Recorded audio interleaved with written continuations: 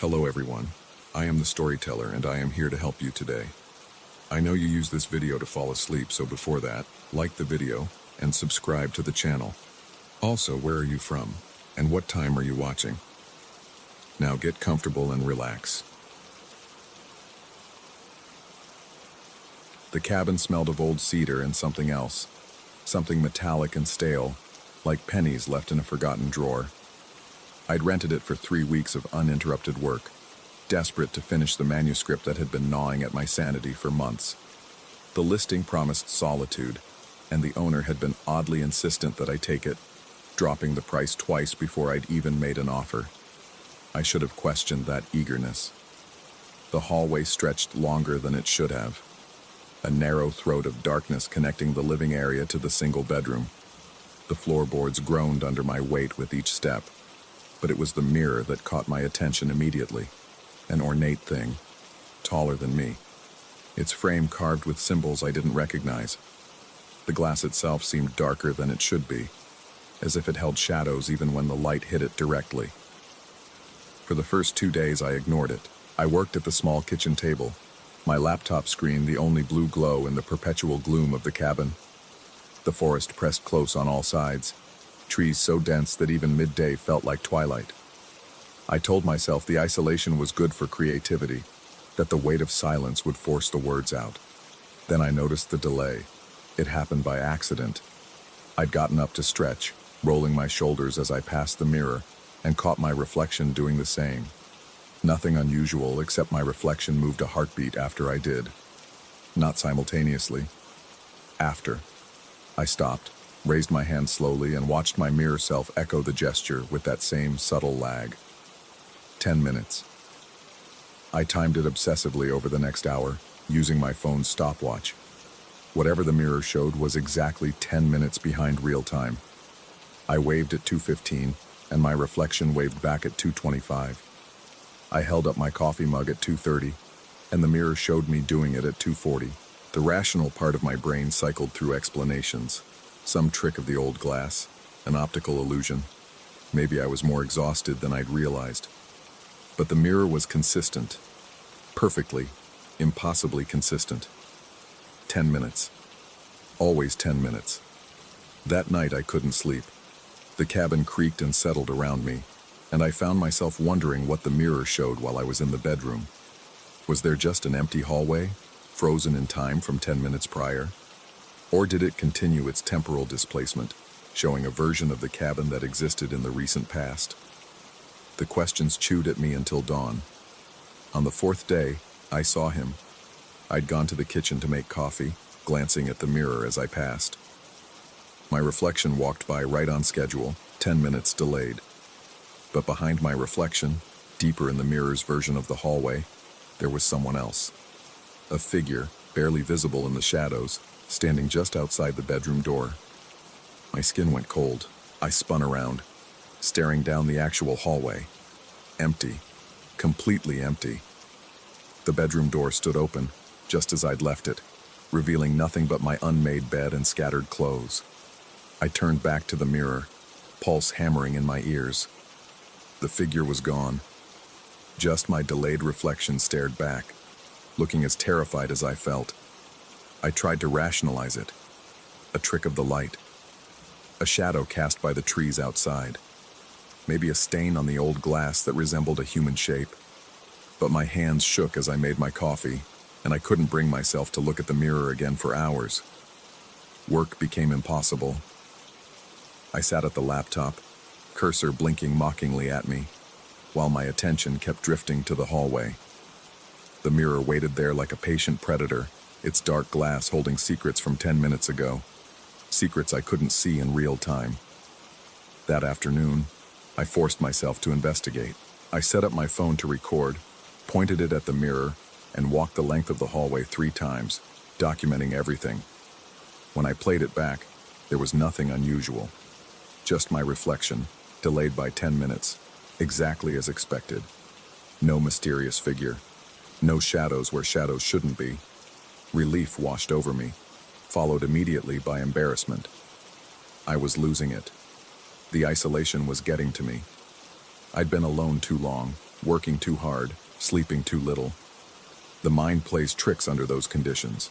Everyone knows that. I decided to go into town the next day, get some human interaction, maybe find a diner with decent coffee. The decision calmed me enough to sleep, but when I woke in the middle of the night, throat dry and head fuzzy, I saw the light from the kitchen spilling into the hallway. I hadn't left any lights on. I was certain of that. I always turned them off, a habit from years of living alone. I lay there listening. The cabin was silent except for my own breathing and the distant whisper of wind through the pines. No footsteps, no movement. Just that rectangle of pale yellow light stretching across the hall. Eventually, thirst overcame caution. I crept out of bed, every sense heightened, and moved toward the kitchen. The floor was cold under my bare feet. As I passed the mirror, I deliberately kept my eyes forward, not wanting to see what had happened 10 minutes ago. The kitchen was empty. The light above the sink blazed cheerfully, illuminating the worn countertops and ancient appliances. And there, on the refrigerator, the alphabet magnets I'd barely noticed before had been rearranged. My name, spelled backward, the letters precise and deliberate, Natanoj. My actual name is Jonathan. Ice flooded my veins. I hadn't touched those magnets. I'd barely looked at them. They'd been scattered randomly across the fridge door since I'd arrived, meaningless clusters of vowels and consonants. Now they spelled my name. Backward. I stumbled back to the hallway, and this time I did look at the mirror. In its reflection, the kitchen was darker, as it had been 10 minutes ago, before I'd entered. But there was someone there, standing in the mirror's version of the kitchen, right where I'd just been standing. A figure, hazy and indistinct, arranging magnets on the refrigerator, arranging the magnets that I'd just seen in the real kitchen. My mind reeled. If the mirror showed 10 minutes ago, and someone had arranged those magnets then, that meant, what? That someone had been in the cabin with me 10 minutes ago while I was asleep. That they'd come in, spelled my name backward, and left without me hearing. But that didn't make sense. The magnets were still there now in the present, which meant they'd been arranged more than 10 minutes ago, which meant the mirror should have shown an empty kitchen from before the arrangement happened, unless the figure in the mirror was arranging them right now, in the mirror's present, which was 10 minutes in the past, which meant they'd be arranged in my present now. The logic twisted in on itself, a Mobius strip of temporal impossibility. I checked every door, every window, all locked from the inside. No signs of forced entry. The cabin was as secure as it had been when I'd gone to bed. But someone had been here. Someone had spelled my name backward while I slept, and the mirror had somehow captured them doing it. Or had I done it myself? The thought crept in like poison. Maybe I'd sleepwalked. Maybe the stress and isolation had fractured something in my mind, and I was performing actions I didn't remember. It would explain everything. The magnets, the figure in the mirror that looked frustratingly human-shaped but never quite clear enough to identify. I couldn't stay in the cabin. That became immediately clear, but it was 3 a.m, and the dirt road leading back to civilization was nearly a mile of dark forest. I'd wait until dawn, I decided, pack my things and leave at first light. I went back to bed but didn't sleep. Instead, I watched the bedroom doorway, listening to the cabin settle and shift around me. At some point, I heard footsteps in the hallway, soft, deliberate, moving from the kitchen toward the bedroom. My whole body went rigid. The footsteps stopped right outside my door. I couldn't see anything in the darkness, couldn't move, could barely breathe. Then I remembered. The mirror shows 10 minutes ago. If I was hearing footsteps now, the mirror would have shown them 10 minutes ago. Which meant whatever was making those sounds had already passed by the mirror, had already been captured in its temporal reflection. Unless the footsteps were my own, from 10 minutes ago, somehow echoing through the cabin's strange acoustics, unless I was so exhausted that I couldn't remember my own movements anymore. The footsteps retreated, moved back down the hallway, faded into silence. When dawn finally came, gray and reluctant, I packed with shaking hands. I threw everything into my backpack without bothering to fold or organize. I just needed to leave. Needed to get out before what? I carried my backpack to the front door, set it down while I grabbed my laptop case from the kitchen table. That's when I made the mistake of looking at the mirror one last time. In its reflection, I saw myself walking down the hallway toward the bedroom, carrying my backpack. But that was impossible. I was standing in the kitchen, watching the mirror. I hadn't walked anywhere with my backpack. Then I understood, horror blooming in my chest like a cold flower. The mirror was showing me 10 minutes in the future, or I was 10 minutes in the past, or... No, that wasn't right. The mirror showed the past. Always the past. 10 minutes ago, I must have... But I didn't. I know I didn't. I went straight from the bedroom to the kitchen with the backpack. I never walked down the hallway carrying it, except the mirror said I did. I looked at my backpack, sitting by the front door where I'd left it. Or where I thought I'd left it. Had I actually left it there? The memories felt slippery, uncertain. Had I carried it down the hallway? Had I already lived those 10 minutes that the mirror was showing me? My phone showed 7:45 a.m. If the mirror was showing me from 10 minutes ago, that would be 7:35. But I was in the bedroom at 7:35 packing, wasn't I? I pulled up my phone's activity log, desperate for proof of where I'd been and when. But looking at the timestamps just made everything worse. There were gaps, periods of time where the phone showed no activity, no screen unlocks, nothing, as if I'd lost minutes here and there throughout the night, or as if someone else had been using my time. The figure in the mirror moved closer. I watched myself, or the thing that looked like me, walk down the hallway with my backpack, heading toward the bedroom, toward where I was supposed to be 10 minutes ago. But I wasn't there anymore. I was here, in the kitchen, watching it happen in reverse through a mirror that showed the past. Except if it was showing me carrying the backpack, and the backpack was currently by the front door, then the timeline didn't... A sound behind me. In the real cabin, not the mirror's version. The soft creak of a floorboard. I turned slowly, my blood frozen in my veins. The hallway was empty. The bedroom door stood open. My backpack still sat by the front door. But in the mirror, my reflection turned to look behind itself. And I saw its face. My face. Register absolute terror at something standing in the mirror's version of the kitchen doorway. Something I couldn't see in the real kitchen because it hadn't happened yet, or because it had happened 10 minutes ago and I couldn't remember, or because I was the one standing in the doorway, watching myself, trapped in a loop of temporal displacement where I was both observer and observed, hunter and hunted. I don't know how long I stood there, frozen between the present and the past, unable to determine which version of reality was real. The mirror showed my reflection backing away from the kitchen doorway, moving toward the front door, hands raised in a gesture that could be surrender or defense. But I was still standing in the kitchen. I hadn't moved. I wasn't backing away. Was I? The cabin felt smaller suddenly, as if the walls were pressing inward. The mirror pulsed at the edge of my vision, showing me versions of events I couldn't quite remember living through. My backpack sat by the door, had been sitting there, would be sitting there. Past, present, and future collapsed into a single moment of terrible uncertainty. I finally grabbed my things and ran, bursting through the front door into the gray morning light. The forest surrounded me, dark and deep, but at least it was real. At least the trees didn't show me different versions of themselves from 10 minutes ago. I'm in a motel room now, 3 towns away. I've been here for a week, trying to make sense of what happened, trying to convince myself it was exhaustion, isolation, stress, just tricks of the mind in an old cabin with an unusual mirror. But yesterday, I checked my laptop bag and found something I don't remember packing. A photograph. Polaroid, the edges yellowed with age.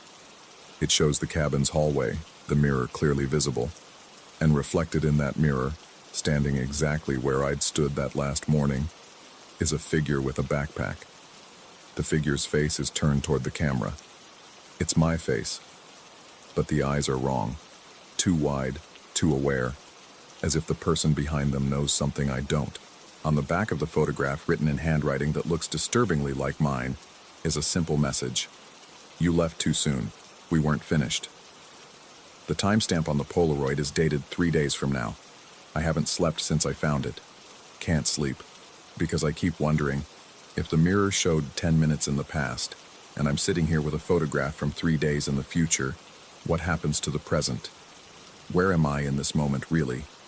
And more terrifying still, when those 3 days pass, will I find myself back at the cabin, taking that photograph, trapped in a timeline that's already happened but hasn't occurred yet? The motel room has a mirror above the dresser. I've covered it with a towel. But sometimes, late at night when the silence gets too heavy, I hear footsteps in the hallway outside my room. Soft, deliberate, moving with the patience of something that has all the time in the world. Something that knows exactly when and where I'll be, because it's already seen it happen.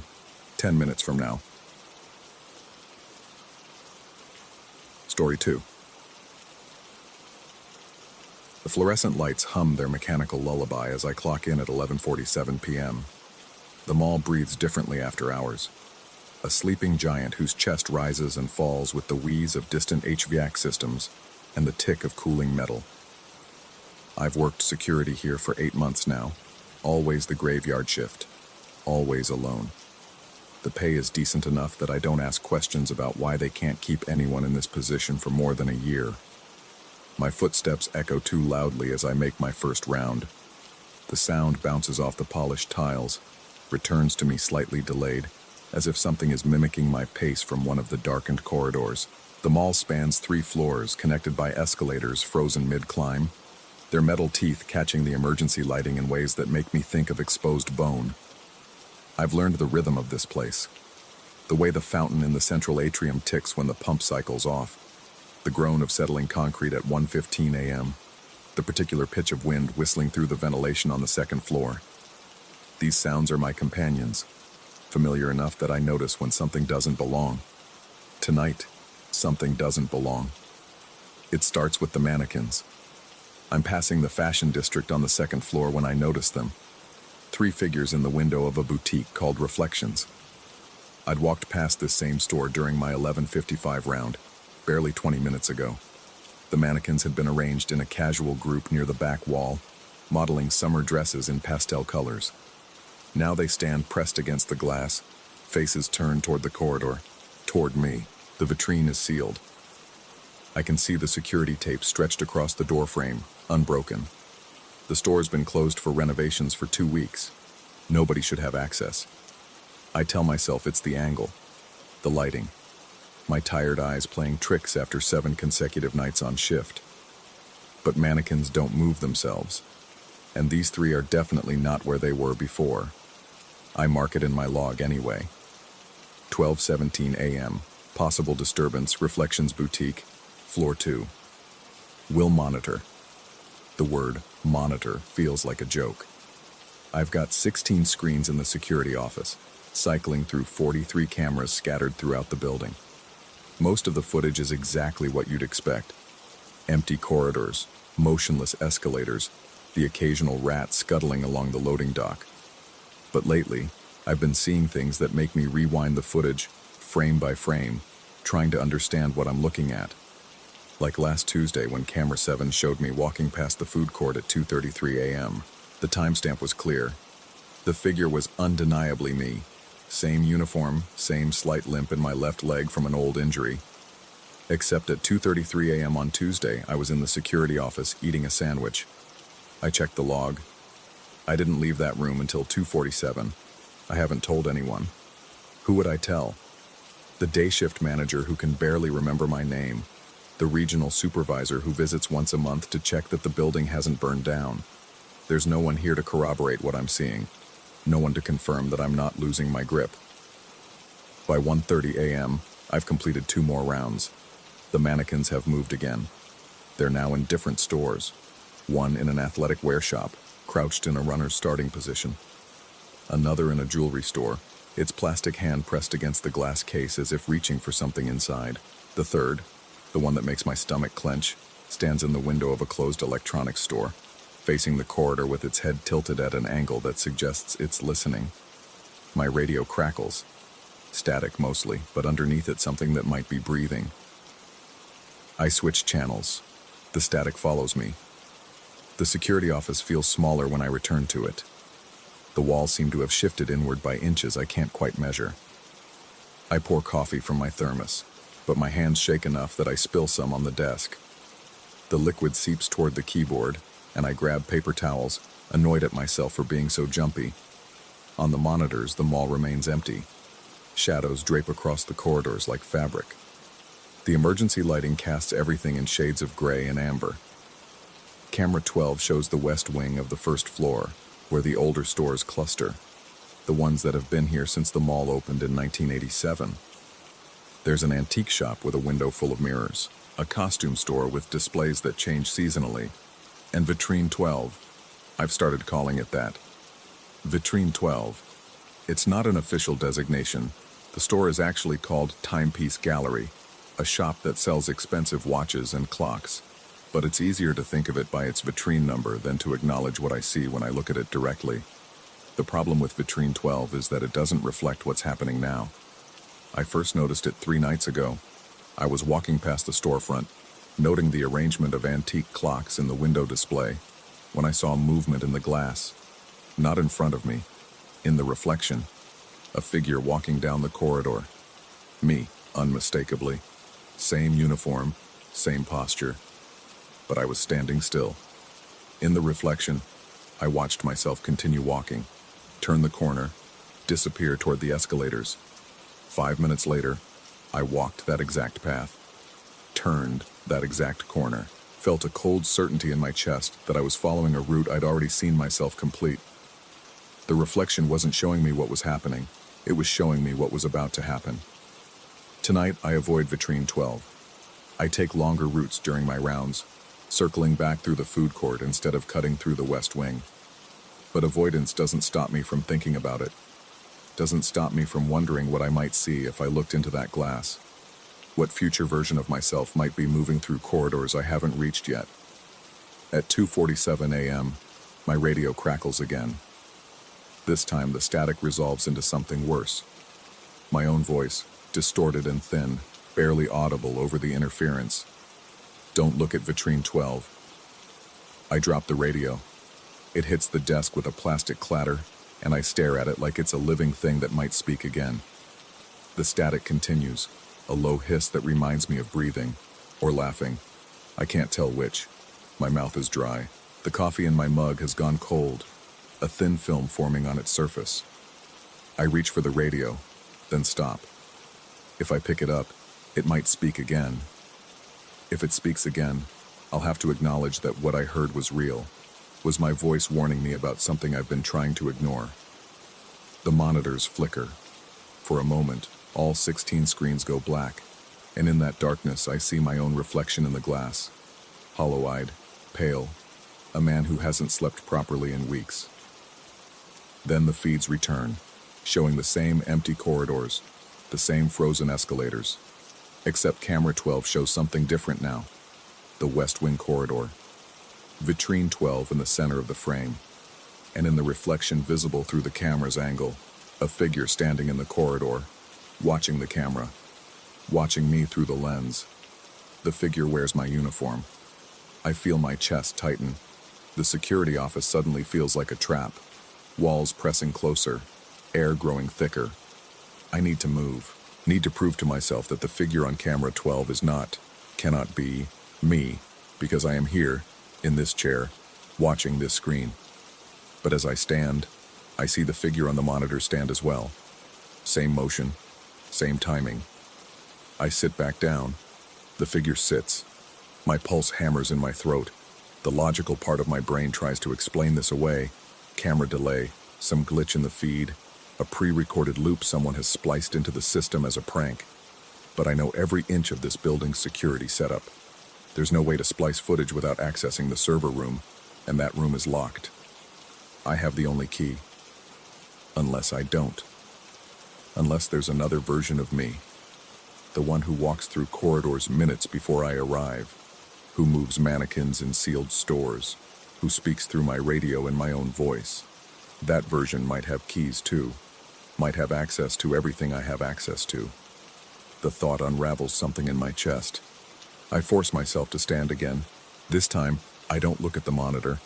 I grab my flashlight, clip my radio to my belt despite the dread it inspires, and step out of the security office. The corridor stretches ahead of me, longer than it should be. The distance between here and the West Wing feels vast, unmeasurable. As I walk, I listen for footsteps that aren't mine, for breathing that doesn't match my rhythm. The mall offers me its usual symphony, the hum of lights, the distant groan of metal, the whisper of ventilation. But underneath it, I swear I hear something else. A second set of footsteps, slightly out of sync, an echo that arrives too early. The mannequins have all moved to the same side of the mall now. Every store I pass shows them pressed against the glass, facing the corridor, facing my route. It's as if they're tracking my progress, marking my path through the building. Their plastic faces remain expressionless, but their positions feel intentional, purposeful, a warning maybe, or an invitation. The West Wing opens before me like a throat. The older stores cluster here, their window displays filled with vintage items and antiques that catch the emergency lighting in unsettling ways. Mirrors in the antique shop reflect the corridor back at itself, creating an infinite regression of empty space. The costume store's mannequins wear elaborate period dress, their glass eyes seeming to follow my movement. And at the end of the corridor, Vitrine 12 waits. From this distance, I can see the watches and clocks arranged in the window display. Expensive timepieces behind glass, frozen at various hours. The store has been closed for months. The owner passed away, I heard, and the estate is still being settled. But the displays remain, untouched, preserved behind their sealed vitrine like insects in amber. I know I should turn back. The warning from the radio echoes in my mind, my own voice telling me not to look. But knowing and doing are different things, and my feet carry me forward despite every instinct screaming at me to run. As I approach, I keep my eyes on the ground, on my boots crossing tile, on the reflection of fluorescent lights rippling across polished floor. Anywhere but the vitrine, anywhere but the glass that shows tomorrow. But peripheral vision is a traitor. In the edges of my sight, I catch movement in the storefront. A figure in the reflection, walking toward the vitrine from the other direction, from a corridor I haven't turned down yet. I stop walking, 5 feet from Vitrine 12, close enough to see the individual watch faces in the display, far enough that I haven't looked directly at the glass. The figure in my peripheral vision stops too. We stand there, 2 versions of the same person, separated by time compressed into reflection. My radio crackles, static, and then my voice again, clearer this time. Don't look. But I'm already looking. The glass shows the corridor as it will be in. I check my watch, approximately 7 minutes. The lighting is the same. The positions of shadows identical. But the figure in the reflection is moving, and I watch as it approaches the vitrine from the opposite direction. As it stops, as it raises its head to look at the glass. In the reflection, I see myself staring back at my own reflection. The figure's face is my face, but wrong somehow. The expression is off. The eyes too wide, the mouth slightly open as if caught mid-gasp or mid-laugh. It's the face of someone who has seen something they can't unsee, understood something they can't unknow. The figure in the reflection raises its hand, points at me. Not at its own reflection, but through the glass, across time, directly at me standing here in the corridor. And then it mouths words I can read clearly. You're already there. My legs go weak. I stumble backward, and as I do, I see the figure in the reflection stumble forward, reaching toward the glass as if trying to push through it. Our movements mirror each other across the separation of minutes, and I understand with horrible clarity that I'm watching myself from 7 minutes in the future, watching myself from 7 minutes in the past, locked in a loop that has no beginning and no end. I run. The corridor blurs around me. My footsteps thunder in my ears. Or maybe that's my pulse, Or maybe it's both. Behind me, I hear the crash of something hitting glass, but I don't look back. Can't look back. The mannequins track my flight, their heads turning as I pass. Or maybe that's my imagination. Maybe I'm seeing movement where there's only stillness. Maybe I'm the one who's been moving the mannequins all along during rounds I can't remember taking. The security office materializes ahead of me. I slam through the door, lock it behind me, lean against it while my breath comes in ragged gasps. On the monitors, camera 12 shows vitrine 12. The corridor is empty, no figure in the reflection, no broken glass. My watch reads 3:02 a.m. 7 minutes ago, I was standing in front of that vitrine. I checked the footage, rewind it frame by frame. At 2:55 a.m., camera 12 shows a figure approaching the storefront. Me, clearly visible. The figure stops, stares at the glass, raises a hand, points, and then the figure runs, but not away from the vitrine, toward it, straight at the glass, arm outstretched, as if trying to reach something on the other side. The footage goes black for 3 frames. When it returns, the corridor is empty again. I rewind further. At 2:47 a.m., I'm in the security office. On the monitor, I can see myself sitting in this chair, reaching for my radio. But on camera 12, in the background of the shot, I can also see a figure in the West Wing corridor, standing in front of vitrine 12, watching the security office through the lens of camera 7, which points back toward this room. The figure is wearing my uniform. I check camera 7's footage from 2:47 a.m. It shows the corridor outside the security office. Empty. But camera 12, pointed at that same corridor from a different angle, shows me standing there. Both versions of the footage are time-stamped identically. Both can't be true. Both are. My radio crackles. I know what's coming before I hear it. Don't look at vitrine 12. But this time I recognize something in the static underneath my voice. Not breathing, not laughter. It's the sound of someone trying to speak through time that's folded back on itself, through layers of warning that have already failed, because I've already looked, will always look, am looking right now somewhere in the building's twisted chronology. The monitors flicker again. When they stabilize, every camera shows the same image.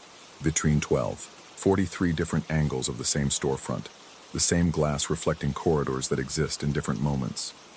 And in each reflection I can see myself. Dozens of versions, scattered through minutes and hours that don't align, all staring back at the cameras, at myself, at the man sitting in this office who is rapidly running out of time that moves in only one direction. My watch reads 3:15 a.m. In 4 hours, the day shift arrives. The manager will unlock the front entrance. The cleaners will begin their rounds. The stores will prepare to open. The mall will fill with people and noise and normal time that flows forward like it's supposed to. But that's 4 hours away. And in 4 hours, how many versions of myself will I meet in these corridors? How many times will I warn myself not to look at something I've already seen? How many rounds will I walk, following footsteps that are simultaneously behind and ahead of me? I open my log. The last entry I remember writing was at 12:17 a.m. But the page is full. My handwriting covers every line, growing progressively more erratic. 12:17 a.m. Possible disturbance, Reflections Boutique, 1:34 a.m. Mannequins moved, all vitrines sealed. 2:15 a.m. Saw myself on camera 7. I wasn't there. 2:47 a.m. Radio warning. My voice. Don't look. 3:02 a.m. Vitrine 12. Saw myself 7 minutes ahead, pointing back. 3:15 a.m. All cameras showing vitrine 12 now. I'm in all the reflections. 3:15 a.m. Still. 3:15. Watch stopped. 3:15 a.m. How long have I been at 3:15? 3:15 a.m. I'm writing this, but don't remember writing it. 3:15 a.m. The entry stops mid-word, the pen trailing off the page as if my hand was interrupted, or as if I'm still writing it, somewhere in the building, trapped at 3:15 a.m. I look at my watch. Still 3:15. I've been staring at the log for what feels like minutes, but the second hand hasn't moved. The coffee in my mug hasn't cooled further. The hum of the fluorescent lights holds a single sustained note. On the monitors, my reflections begin to move. Not in unison, but in sequence. like frames of animation playing out of order. One reaches toward the camera, another turns away. A third presses its hands against the glass from the inside, mouth open in a shout I can't hear. And in the reflection closest to the camera, I see myself sitting in the security office, staring at monitors that show Vitrine 12, watching myself watch myself in infinite regression. The figure on the screen, me in the reflection, me in the future, me in the past, I don't know anymore, raises its hand, points at me, mouths words I can read clearly. You never left. My radio crackles one final time, my voice barely a whisper under mountains of static. The shift doesn't end. The fluorescent lights hum their mechanical lullaby. The mall breathes its sleeping giant breaths. My watch remains frozen at 3:15 a.m. And somewhere in these corridors, I'm beginning my rounds again, walking past vitrines that reflect moments I've already lived, and moments I'm about to live, and moments that exist only in the space between the two. The mannequins watch. They've always been watching. And when I pass them during my next round, or my last round, or my first round, because maybe there's no difference anymore, they'll turn their heads to follow my progress through halls that loop back on themselves like the strip of time I'm trapped on. I stand from my chair. The figure on camera 12 stands too. I walk toward the door. The figure walks toward Vitrine 12. My hand reaches for the lock. In the reflection, a hand reaches for glass, and somewhere between turning the handle and stepping into the corridor, between this moment and the next moment and all the moments folded into the space where time has stopped flowing forward, I understand that I'm both the person walking these halls, and the person watching from the security office, and the person warning through the radio, and the person frozen in the reflection. I've always been here. I'll always be here. The mall breathes around me, and I begin my rounds again, following footsteps that are mine, walking past vitrines where mannequins track my progress through corridors that exist in all time simultaneously. It's 3:15 a.m. It's always 3:15 a.m. And the shift, as the reflection promised, doesn't end.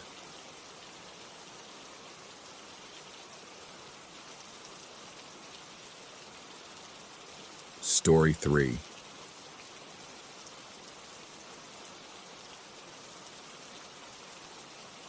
The highway stretched ahead like a ribbon of ink unspooled across nothing. 3:47 a.m., and I hadn't seen another vehicle in over an hour. Just the steady hum of the diesel engine, the occasional crackle of the CB radio, and that particular quality of silence that comes with driving through the void between towns. The kind of silence that makes you acutely aware of your own breathing. I'd been hauling freight for 12 years, knew this route like the back of my hand. Interstate 74, cutting through farmland so flat you could watch your dog run away for 3 days. During daylight, the monotony was almost meditative. At night, especially nights like this when fog crept across the asphalt in slow-moving sheets, it felt different. The world contracted to what my headlights could illuminate, a narrow tunnel through darkness. The CB had been quiet since I left the last truck stop, 90 miles back. Most drivers were either sleeping or taking different routes. I preferred the solitude anyway, the space to think or not think, to just exist in that liminal state between waking and dreaming that came naturally on long hauls. Then the static burst through. Attention all eastbound traffic. Severe weather advisory in effect. Heavy fog and ice conditions reported at mile marker 247 through 253. Reduce speed. Exercise extreme caution. I glanced at my odometer. Mile 231. The voice on the CB had that particular cadence of an automated weather service, slightly mechanical but clear enough. Nothing unusual about a weather advisory, except the fog around me wasn't particularly heavy, patchy at worst, and the temperature gauge showed 42 degrees. Too warm for ice. I adjusted my grip on the steering wheel, rolled my shoulders to work out the stiffness. The reflective markers along the road's edge flicked past in steady rhythm. Mile marker 232 appeared in my headlights, then vanished behind me. The CB crackled again. Attention all eastbound traffic. Multiple vehicle incident reported at mile marker 261. Right lane blocked. Merge left. Emergency services en route. My foot eased off the accelerator instinctively. Mile 233 now. That put the incident nearly 30 miles ahead. Plenty of time to prepare for lane changes. But something about the announcement gnawed at me. The automated voice had sounded different, slightly distorted, like someone speaking through water. I reached for my phone to check traffic apps, then remembered. No signal out here. Never was. Dead zone for the next 40 miles until you reach the county line. The rig's cabin felt smaller somehow. The darkness beyond the windshield seemed to press against the glass. I turned up the heat, though I wasn't particularly cold. Mile marker 238. The fog had thickened, I realized. Not dramatically, but enough that my headlights reflected back in diffuse halos. The reflective markers seemed dimmer, spaced further apart. Or maybe that was just perception, the way the brain plays tricks during monotonous tasks. All traffic be advised. Road closure at mile marker 273. Detour recommended via old Route 42 at mile marker 268. I repeat, mandatory detour at mile marker 268. I sat up straighter. My hands flexed on the wheel. Something was wrong with that announcement. Route 42 hadn't been used in, how long? 5 years? 6? They'd built the new interchange to bypass it entirely, and the voice on the CB had definitely changed. Slower now. Almost deliberate. Mile marker 241 slid past. The fog pressed thicker. My high beams were useless, just illuminating a wall of white. I switched back to low beams, reduced my speed to 50. The centerline paint reflected weakly below. The engine's rhythm seemed different. I could feel vibrations through the floor that hadn't been there before. Subtle shifts in the usual mechanical symphony I'd grown so accustomed to that any variation registered immediately. I checked the gauges. Oil pressure normal, temperature normal, RPM steady, everything reading exactly as it should. Mile marker 245. I was approaching the weather advisory zone, but the conditions weren't severe. Foggy, yes, but manageable. No ice on the road, no precipitation, just this peculiar heaviness in the air, a thickness that seemed to muffle even the engine noise. The CB hissed with static, then cleared. Attention driver of truck number. Pause. 738. Yes, you, the one listening right now. My blood went cold. The voice wasn't automated anymore. It was human, male, deliberate. I grabbed the CB handset, pressed the button. Who is this? Identify yourself. Only static answered. Long, empty static that seemed to breathe. I hung the handset back, knuckles white. Coincidence? Had to be. Some bored dispatcher with access to DOT frequencies, playing games. Except how would they know my truck number? That information wasn't broadcast, wasn't painted on the exterior in any visible way from the road. Mile marker 247, the beginning of the advisory zone. My mirrors showed nothing behind me, just fog and darkness. No other vehicles, no lights at all. The highway felt abandoned, a strip of asphalt cut through emptiness with only me to witness it. The dashboard lights flickered, just once, so brief I might have imagined it. But the digital clock reset itself, blinking from 3:54 to 12:01, then cycling through numbers too fast to read before settling back on 3:54. Come on, I muttered. Not now.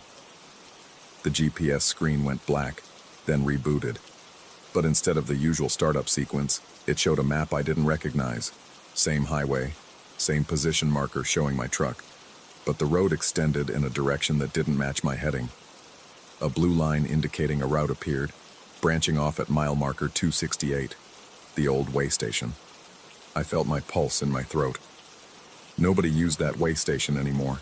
It had been closed for years after... After what? I tried to remember. There'd been an accident. Someone had told me about it at a truck stop once. Or maybe I'd read about it. But the details wouldn't come. Just a vague impression of something wrong. Something that had made the state DOT close the facility permanently. Mile marker 251. The cold hit me like a physical thing. Despite the heater running full blast, my breath came out in visible clouds. I cranked the temperature higher. The vents blew hot air that dissipated immediately, swallowed by an impossible chill that seemed to emanate from everywhere and nowhere. I needed to pull over, check the rig. Something was malfunctioning. The electrical system, maybe. The heating unit. Logical explanations existed for everything. An emergency pull-off appeared ahead, barely visible through the fog. I signaled, absurd habit given the empty road, and eased onto the shoulder. The truck settled with a hiss of air brakes. I engaged the parking brake, killed the engine. Immediate silence. So complete it felt like pressure against my eardrums. No wind, no distant traffic. Not even the settling sounds a big rig normally makes. Just nothing. I sat for a moment, trying to steady my breathing. The windows had fogged completely on the inside, which made no sense given the interior temperature. I wiped at the driver's side window with my sleeve, clearing a small circle. The fog outside swirled in patterns that seemed deliberate, almost purposeful. I grabbed my flashlight, zipped my jacket, and climbed down from the cab. My boots hit the asphalt with sounds that seemed too loud, too sharp. The air smelled wrong. Not bad, exactly. Just wrong. Like ozone before a storm, but metallic. Stale.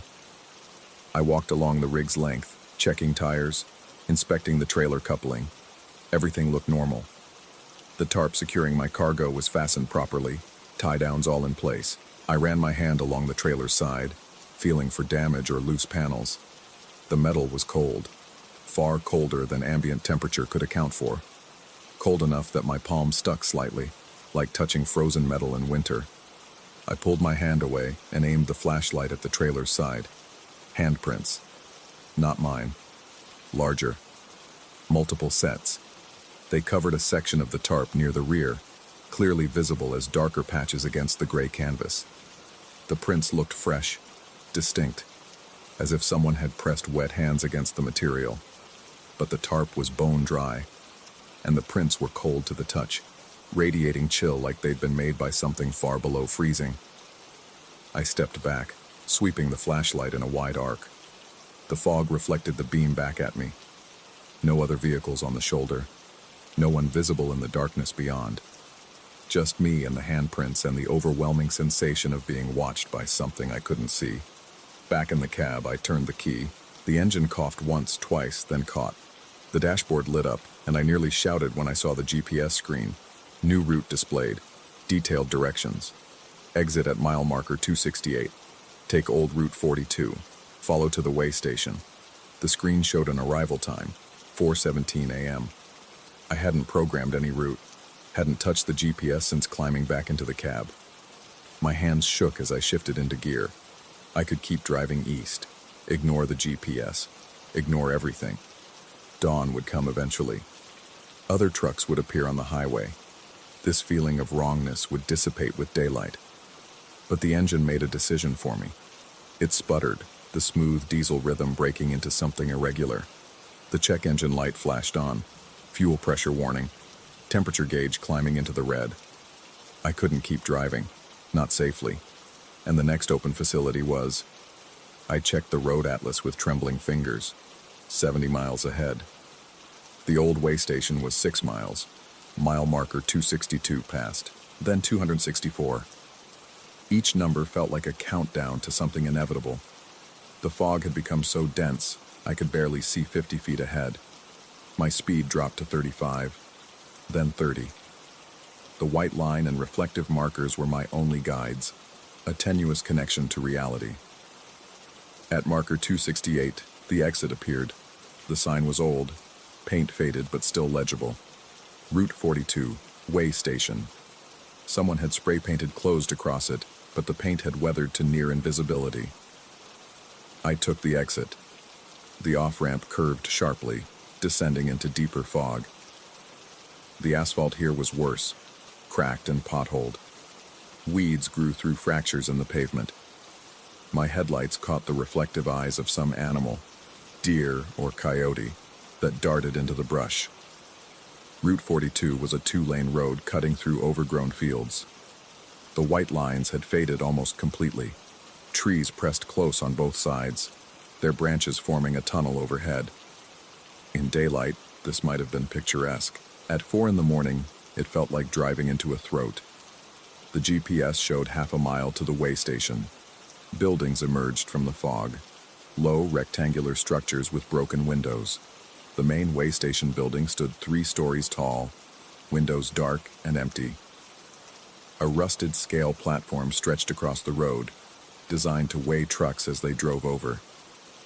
The control booth beside it leaned at an angle, as if the foundation had shifted. Everything was abandoned. Clearly, obviously abandoned. Vines covered the walls. The parking lot was a maze of cracks and potholes.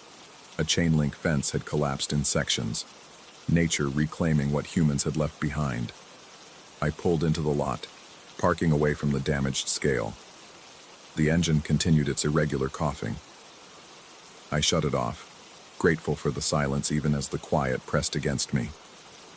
Through the windshield, I studied the complex, looking for what? Signs of recent activity? An explanation for the GPS route? The handprints on my trailer? Movement caught my eye, a light in one of the upper windows of the main building. Just a flicker, there and gone. Could have been reflection, could have been my imagination, could have been someone with a flashlight. The CB crackled to life without me touching it. You made it. Good. We've been waiting. Same voice as before, clear despite the static. Close, as if speaking from just outside the cab. I grabbed the handset. Waiting for what? Who is this? Check your mirror, the one on your left. Despite every instinct screaming at me not to, I looked at the driver's side mirror. Someone stood beside my truck. I spun toward the window, heart hammering. No one there. Empty parking lot. Fog. Darkness. But in the mirror, the figure remained. Tall. Indistinct. Just a shape darker than the fog, standing exactly where it would need to stand to leave handprints on my trailer. Don't turn around, the voice said through the CB. It doesn't help. We're not quite here. Not the way you understand here. What do you want? My voice came out hoarse. The same thing you want. To keep driving. To reach the end of the road. But the road has rules, driver. You know that. You've been on it long enough. Everything has a toll. I couldn't breathe properly. The air in the cab felt thin, insufficient. I paid the tolls, all of them. Not the ones that matter. Not the ones accumulated over 12 years of driving through the spaces between. Every rest stop skipped because you needed to make time. Every stretch of highway driven through exhaustion. Every moment you should have stopped but didn't. Those tolls compound. Eventually, someone comes to collect. The figure in the mirror moved closer to the truck. I could see more detail now. Not features, but proportions. Human-shaped but wrong. Joints bending at angles that shouldn't be possible. Fingers too long. Too many fingers. This isn't real, I said. To myself. To the voice. To the thing in the mirror. Heat exhaustion. Carbon monoxide. Something. Does it matter? You're here now. At the way station, where everything gets measured, assessed, found wanting, or found sufficient. The light in the upper window flickered again. On, off, on. A pattern. Almost like a signal. They kept weighing trucks after the accident. Did you know that? Took them 3 weeks to realize the scales were still operating, still logging weights. But the weights were wrong, always wrong. 70,000 pounds would register as 80,000. Empty trucks showed full loads. The digital readouts would show numbers that couldn't exist. Negative weights. Impossible decimals. And the operators, the ones who worked those final 3 weeks, they started seeing things in the cameras. Shapes on the scales that weren't trucks. Weren't anything that should cast a shadow. I needed to leave. Start the engine and drive away. Back to the interstate. Back to sanity. But my hands wouldn't move from the wheel. And some part of me, the part that had kept driving through countless nights, through isolation and exhaustion, and the gradual wearing away of certainty, knew that leaving wouldn't help. The problem wasn't the way station. The problem was me. Or what I'd become after 12 years of living between places. existing in the gaps between departure and arrival.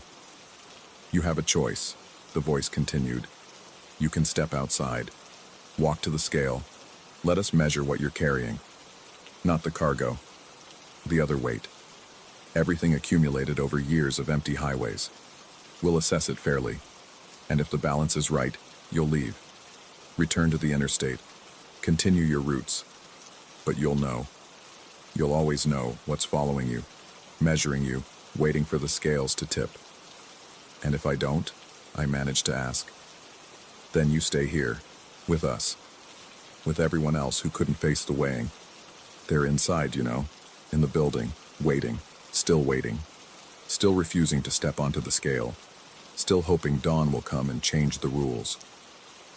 More lights flickered in the windows now, moving lights, flashlights or headlamps, carried by figures I couldn't quite see. How many drivers had taken this exit? How many had received the same GPS route, heard the same voice on the CB? How many had chosen to wait instead of face whatever judgment the scales offered? The figure in my mirror multiplied. Now there were 3 of them, 5, a dozen, all standing around my truck, all distorted in ways that made my eyes hurt when I tried to focus on details. The scales are still operating, the voice said. They never stopped. They're just weighing different cargo now. Make your choice, driver.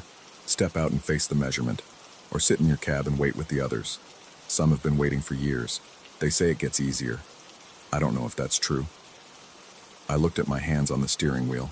They seemed far away, like they belonged to someone else. How many times had I gripped this wheel? How many miles had I driven, alone in the dark, existing in that peculiar state between waking and sleeping? How much of myself had I left scattered across empty highways? The engine was silent. The CB hissed with static. Outside, the fog pressed against the windows like something trying to get in, or keep me contained. I reached for the door handle. My fingers touched cold metal, and I still don't know, even now, with daylight streaming through the windshield and the interstate visible just half a mile away, if I ever actually opened that door, if I walked to those scales, if I let whatever operates in the spaces between measure what I'd been carrying all these years. All I know is that I'm driving again. The GPS shows my normal route. The CB is quiet. The engine runs smoothly. But sometimes in my rearview mirror, I see the way station receding in the distance. Still there, still waiting. And I can't remember, no matter how hard I try, if I'm driving away from it or being pulled slowly back, mile by mile, toward an assessment I never completed. The handprints on my trailer are still there, fresh every morning, cold to the touch. And mile marker 268 is approaching again.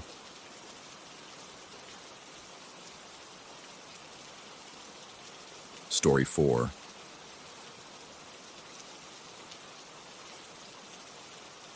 The first pile appeared on Tuesday morning, 3 miles up the northern trail where the forest swallows sunlight whole.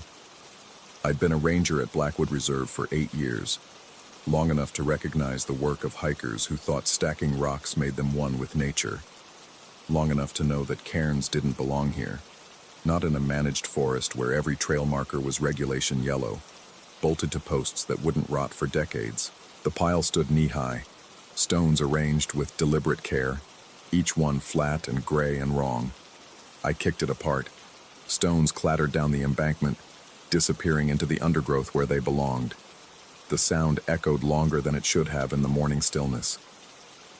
By the time I returned to the station that afternoon, my boots were caked with mud and my clipboard filled with routine violations. Off-trail damage, an abandoned tent, the usual detritus of people who loved nature but didn't understand it. The cairn had already faded from my mind, just another item checked off in a day's work. Wednesday morning it was back, same location, same size, same flat gray stones balanced with impossible precision, as if they'd never been disturbed at all. I stood there for longer than I meant to, watching the pile like it might move, like it might explain itself. The forest pressed in around me, dense with Douglas fir and western hemlock, their branches creating a canopy so thick that even at noon, the light felt borrowed from somewhere else. I dismantled it again, more thoroughly this time, scattered the stones in different directions, threw some into the creek that ran parallel to the trail. When I finished, my hands were scraped raw and I was breathing harder than the work warranted. That's when I noticed the others. 4 more cairns, evenly spaced along the trail, each one pointing like an arrow toward the next. Following them would take me east, away from the marked paths, deeper into the old-growth section where we didn't encourage visitors. The timber there was ancient and temperamental, prone to widowmakers and sudden deadfalls. I destroyed them all, kicked them apart with a violence that surprised me, stones flying into the underbrush with satisfying cracks and thuds. My GPS device hung from my belt, tracking every step as required by park regulations, insurance against getting lost, evidence of patrol routes completed. I didn't think about it then, about the pattern my footsteps might be drawing on that digital map. Thursday morning, they were all back. And there were more. 9 cairns now, the same flat gray stones, the same meticulous arrangement. They formed a line pointing east with military precision, each one visible from the last despite the dense undergrowth.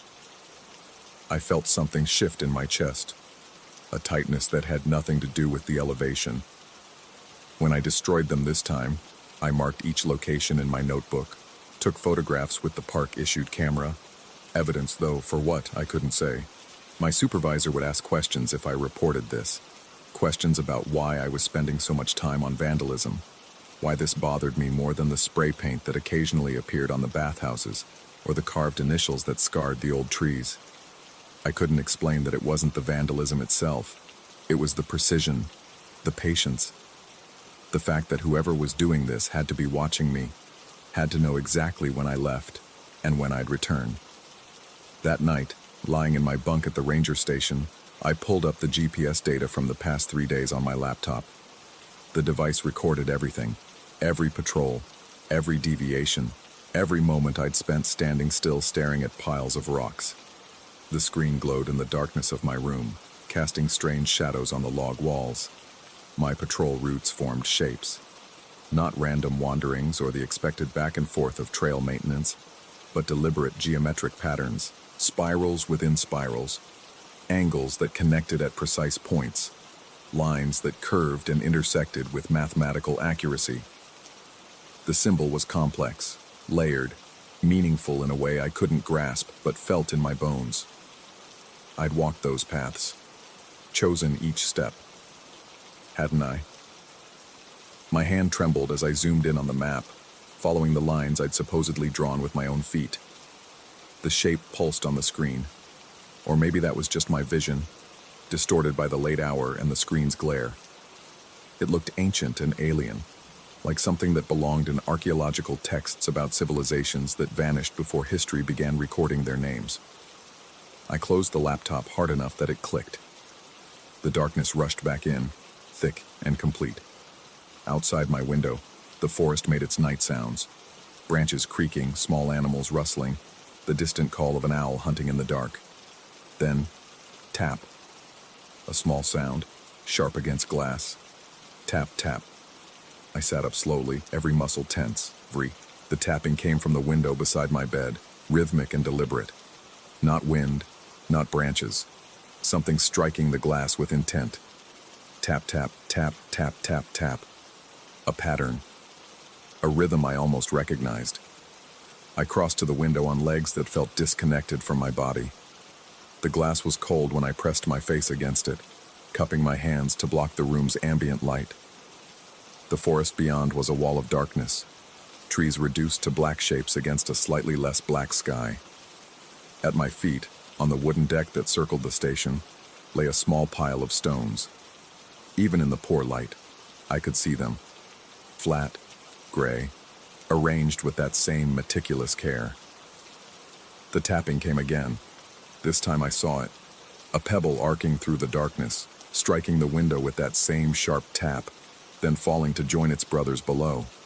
I stumbled back, heart hammering against my ribs, the logical part of my brain, the part that had earned me this job, that had kept me alive in the wilderness for nearly a decade, started generating explanations. Kids from the nearby town playing pranks, another ranger with a twisted sense of humor. some rational cause that would reveal itself in daylight. But it was the rhythm that hollowed out my gut. It was too precise, too purposeful. Morse code, maybe, or something older. Something that predated radios and telegraphs, a language written in stone and silence. I didn't sleep. Instead, I sat at my desk and researched on the park's spotty internet connection. Trail history, geological surveys, archaeological records, anything that might explain symbols made of footprints and stones that appeared like clockwork. The reserve had been established in 1974, but the forest itself stretched back centuries, old growth that somehow escaped the logging frenzy of the early 20th century. Before that, the land had belonged to various logging companies, and before that, to people whose names weren't recorded in the files I had access to. The official records were clean, bureaucratic, boring. But in the margins, in the footnotes of environmental impact studies and archived ranger reports, I found gaps. References to a trail system that predated the official park layout. Mentions of surveying complications in the eastern section. Coordinates that didn't quite align with modern GPS. A notation from 1982 about decommissioning and removing signage from an unauthorized trail due to safety concerns and historical complications. No trail name, no map. Just a section number that corresponded roughly to where the cairns had been pointing. Dawn came gray and reluctant, the sun struggling through the forest canopy. I'd drunk too much coffee and my hands shook as I laced my boots. The pile of stones on the deck remained, undisturbed, each pebble in its place like it had been glued there. I kicked them apart with the same violence as before, but this time it felt hollow, performative. The eastern trail section wasn't marked on any of the maps I carried, but I knew these woods well enough to navigate by memory and instinct. The cairns from yesterday would be back. I knew that now with absolute certainty, and they would point me in the right direction. They were waiting, all 9 of them, rebuilt overnight, stones stacked with that same impossible precision. I didn't touch them this time. Instead, I followed. The forest changed as I moved east. The tree species shifted subtly, more cedar, less hemlock, the understory growing denser and more tangled. The air felt heavier here, thick with moisture and the smell of rotting wood and mushrooms. My GPS device kept recording, kept drawing whatever pattern it was drawing with my movements. After an hour of walking, pushing through undergrowth that showed no signs of recent passage, I found it. A trail marker, old Park Service style, the kind they'd stopped using decades ago. The post was weathered nearly black, the wood soft with rot, leaning at an angle that suggested it had been standing there far longer than the forest around it. The yellow paint had faded to a sickly cream color, the reflective strips long since peeled away. But it was the destination name that made my breath catch. The letters were barely visible, eaten by time and weather, but I could make them out. Blackwood Station, 2. 3 miles. I stood there staring at that sign for longer than I could measure. The ranger station where I lived and worked was called Blackwood Station. It was 3 miles west of here, built in 1974 when the reserve was established. There had never been another station, never been another building with that name. According to every map, every record, every piece of park history I'd studied during my training, this trail didn't exist. This sign couldn't exist. But my hands could touch it. My fingers traced the letters, feeling the grain of the wood, the grit of the remaining paint. Solid. Real. Undeniable. I looked down at the GPS device on my belt. The screen showed my position, a single blue dot on a background of mapped trails and known landmarks.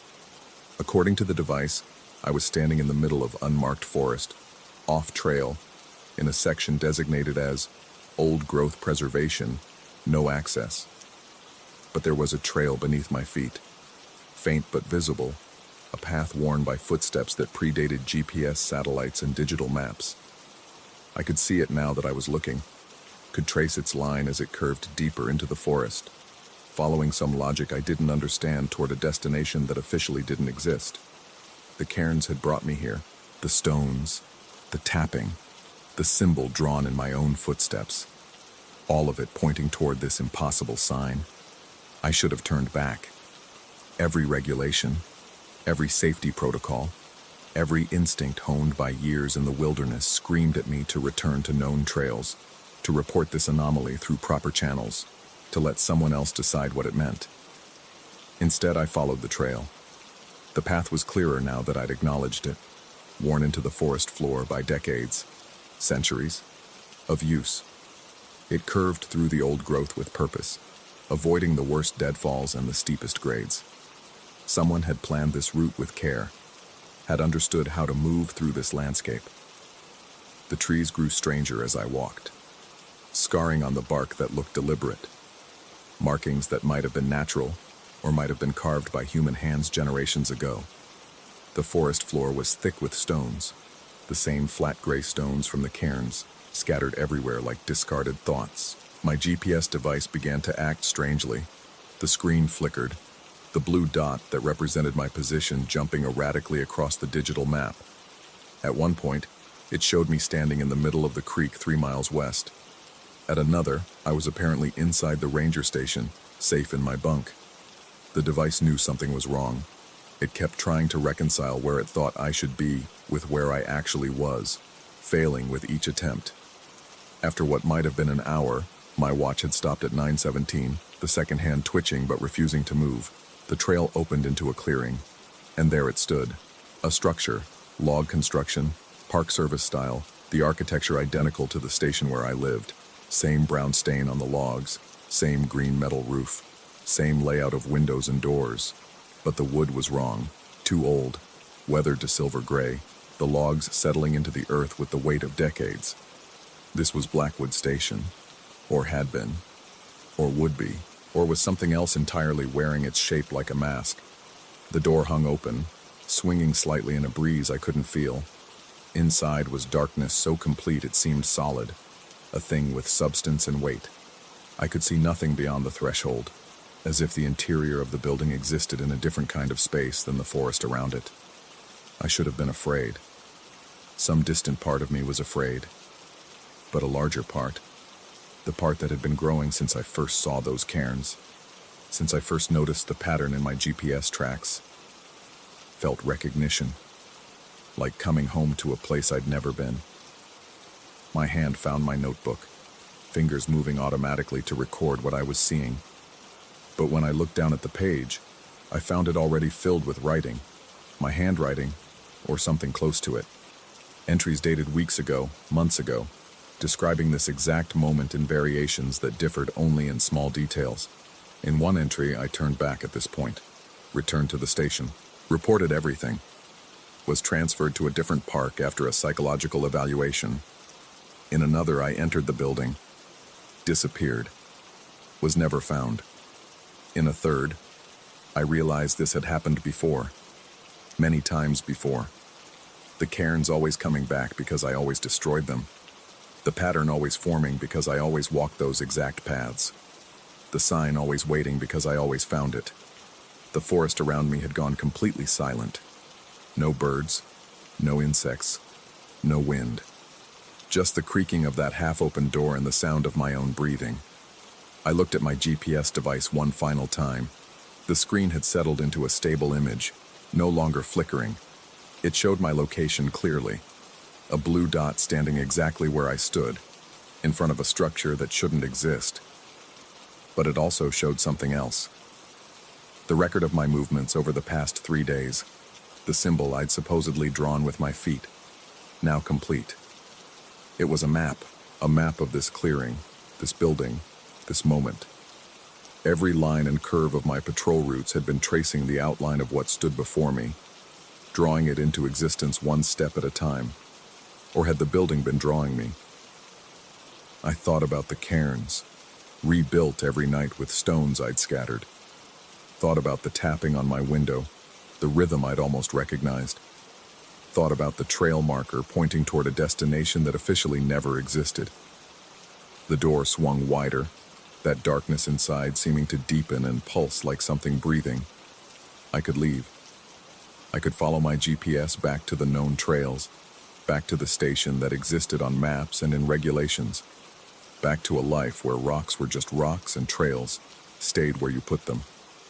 Tomorrow the cairns would be back, but I could ignore them. Eventually, I would forget, or convince myself to forget.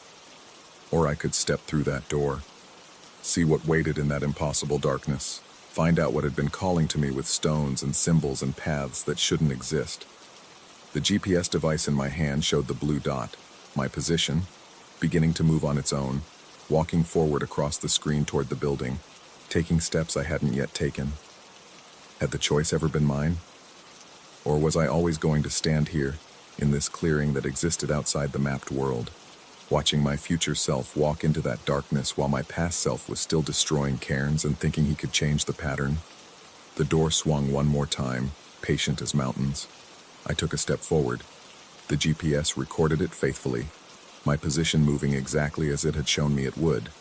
The symbol was complete now. The map was drawn. The trail had led exactly where it was always going to lead. Behind me, in the forest that suddenly felt very far away, I heard a sound like stones being stacked, the careful click and scrape of something building cairns that would point the next person, or the same person again, toward this exact spot. The darkness in the doorway reached out like a hand extended in greeting or warning. I stepped inside. The door closed behind me with a sound like finality, or beginning, or both at once.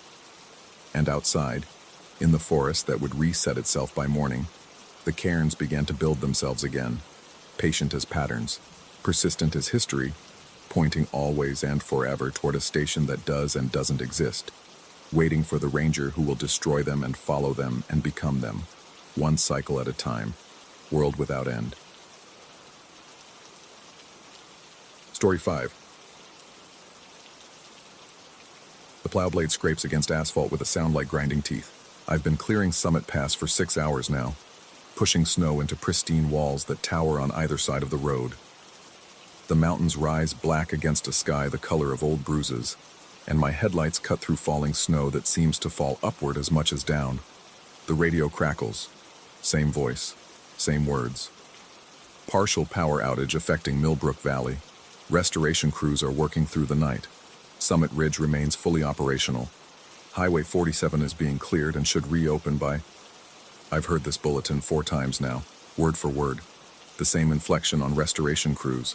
The same static pop before Highway 47. I checked my watch the last time. It comes exactly on the hour, every hour. But that's not unusual, is it? Emergency broadcasts loop. That's what they do. My hands ache from gripping the wheel. The cab smells like diesel and old coffee and something else. Something metallic that might be blood but is probably just the scent of cold itself. The defroster wheezes, fighting a losing battle against frost creeping across the windshield's edges, forming patterns that look almost deliberate, almost like letters. I'm half a mile from the summit now. The pass cuts through the mountains like a surgical incision, and this is the narrow section, the throat of it.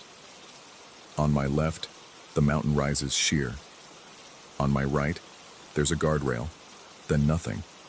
Just a drop into darkness where the valley floor waits 2,000 feet below. The engine's roar fills my skull. The snow keeps falling. My tires leave tracks that the storm immediately begins to erase. And that's normal, that's fine. Except, I round the blind curve where the road bends sharply left, following the mountain's contour. There are tire tracks ahead of me. Fresh ones. Deep treads in virgin snow, crossing from the far lane into mine, then disappearing around the next bend. The same width as my plow. The same tread pattern. I can see where the blades scrape the road, leaving twin lines exactly like the ones I'm making.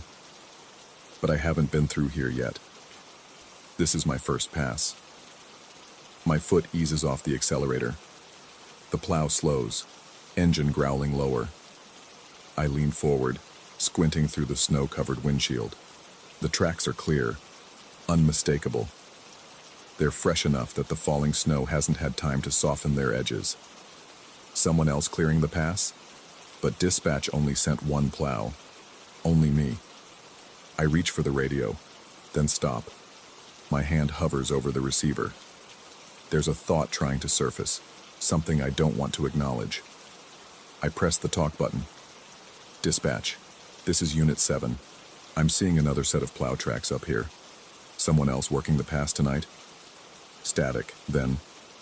Partial power outage affecting Millbrook Valley. Restoration crews are... The same bulletin, but it shouldn't be on for another 18 minutes. I release the button. Try again. Dispatch, do you copy? Nothing but the looping broadcast. I turn the volume down until the voice becomes a whisper, barely audible over the engine. The tracks stretch ahead of me like an accusation. I follow them because what else can I do? The pass only goes two directions. Back toward Millbrook Valley where the power's out, or forward toward Summit Ridge where the lights still burn. I chose forward hours ago. I'm committed now. The snow falls harder. My wipers beat a rhythm that sounds almost like words, almost like a warning. The tracks ahead of me don't fade. They stay crisp and clear, and after 10 minutes of following them, I realize something that makes my stomach clench. They're getting fresher. The snow that should be filling them is less deep with each passing minute, as though I'm catching up to whoever made them. But there's no one ahead of me. The road is empty, just the tracks and the storm and the dark. I pass a mileage marker, Summit Ridge, 8 miles. I remember passing this marker, but that was an hour ago, wasn't it? Or was it? The numbers on my dashboard clock seem wrong, seem to skip and stutter when I'm not looking directly at them. The radio crackles again. Partial power outage affecting Millbrook Valley. I smash the power button. Silence floods the cab, broken only by the engine and the scraping blade and my own breathing, which sounds too loud, too fast. The tracks veer suddenly to the right, toward the guardrail. Then they correct, pulling back into the center of the lane with the sharp precision of someone who realized their mistake just in time. My hands tighten on the wheel. I know that maneuver. I made it myself, 2 hours ago when I got distracted watching the valley lights and drifted too close to the edge. But these tracks are ahead of me. The cold in the cab deepens. Not the cold of winter, but something else. Something that seems to come from inside my chest, spreading outward. I turn the heater up. It doesn't help. Another mile marker passes. Summit Ridge, 7 miles. Something's wrong with the numbers. I've been driving forward, but the distance isn't decreasing fast enough. Or maybe it's decreasing too fast. Or maybe my headlights catch something in the road ahead. Dark shapes. Regular. Deliberate. Footprints. I slow to a crawl, the plow's blade scraping loud enough to hurt my ears. The footprints cross the road at an angle, coming from the mountainside, walking to the guardrail, then stopping. Just stopping. As though whoever made them stepped off into thin air. They're boot prints. Work boots. Size 11. The same size I wear. I don't stop. I can't stop. If I stop, I'll have to think about what this means, and thinking about it will make it real. I keep the plow moving, rolling over the footprints, erasing them. The blade pushes snow, and the tracks disappear, and for a moment I feel relief. Then I see the next set, and the next. Every 50 yards now, footprints crossing the road, always coming from the mountain, always ending at the guardrail, always my size. The radio clicks on by itself. Partial power outage affecting Millbrook Valley. Restoration crews are working through the night. Summit Ridge remains fully operational. Highway 47 is being cleared and should reopen by... I didn't touch the button. I know I didn't. My breath fogs the windshield. The frost patterns are definitely letters now. I can see them forming between the wiper passes. Turn back, turn back, turn back. I keep going. The road curves again, and there, impossible, physically impossible, I see taillights ahead. Red dots in the darkness, barely visible through the snow. The same model as my plow truck, the same color. Even the broken left light that I've been meaning to fix. I press the accelerator. The lights stay the same distance ahead. I floor it. The engine roars. The plow shudders and the blade throws up waves of snow. And still the taillights maintain their distance. Neither closer nor farther, just hanging there in the dark like bait. My radio. Partial power outage affecting Millbrook Valley. The mileage marker, Summit Ridge. 8 miles. 8, not 7. 8. I'm going backward while moving forward. The thought arrives fully formed and I know it's true. I've been driving in the same direction for 6 hours, but I haven't gotten anywhere. I'm caught in something, trapped in something, and the thing I'm trapped in is playing with me now, showing me the truth in small pieces, watching to see when I'll break. I slam the brakes. The plow skids, blade digging into the road with a shriek of metal on asphalt. I come to rest sideways across both lanes, the cab tilting dangerously toward the guardrail. Silence. Total silence. Even the wind stops. I kill the engine. The sudden quiet is so complete it feels solid, feels like a presence in the cab with me. My breath clouds in the cold. The windows are completely frosted over now, opaque with ice, and I realize I can't see anything outside anymore. The world beyond the glass might not exist at all. I sit there for what might be minutes or hours. Time doesn't feel reliable anymore. My watch has stopped at 11:47, the second hand frozen between two tick marks. Then I hear it. Footsteps. Outside. On the road. Coming closer. Heavy boots crunching through snow. Steady. Purposeful. The sound of someone who knows exactly where they're going. They circle the truck. Around the front, past the passenger side, behind the cab. I can track their progress by sound alone. They're taking their time, making sure I know they're there. The footsteps stop at my door. A gloved hand wipes the frost from my window. I see my own face looking in at me. The face outside is mine, but not mine. Same features, same 3-day stubble, same scar over the left eyebrow from a childhood fall. But the expression is wrong. The eyes are wrong. They're looking at me the way you'd look at something you're about to step on, the way you'd look at an insect. The thing wearing my face smiles. Then it speaks, and its voice is my voice. But the words come from everywhere at once, from inside the cab and outside it, and from inside my own skull. You can follow your tracks back, or you can go forward. But the tracks lead here, and forward leads here, because here is all there is now. It taps the window, once, twice, 3 times. You're the loop now. The hand draws a symbol in the remaining frost, a circle, eating its own tail. Then the figure walks away. I hear its footsteps moving forward up the road. After a moment, I hear an engine start. I hear a plow blade scrape asphalt. I watch through the cleared patch of window as taillights appear ahead, red dots in the darkness, moving away at exactly the speed I was driving. The radio crackles to life, though I never turned it back on. Partial power outage affecting Millbrook Valley. Restoration crews are working through the night. Summit Ridge remains fully operational. Highway 47 is being cleared and should reopen by... I look at my watch, still frozen at 11:47. I look at the dashboard clock. 11:47. I start the engine. It catches on the first try, exactly as it always does.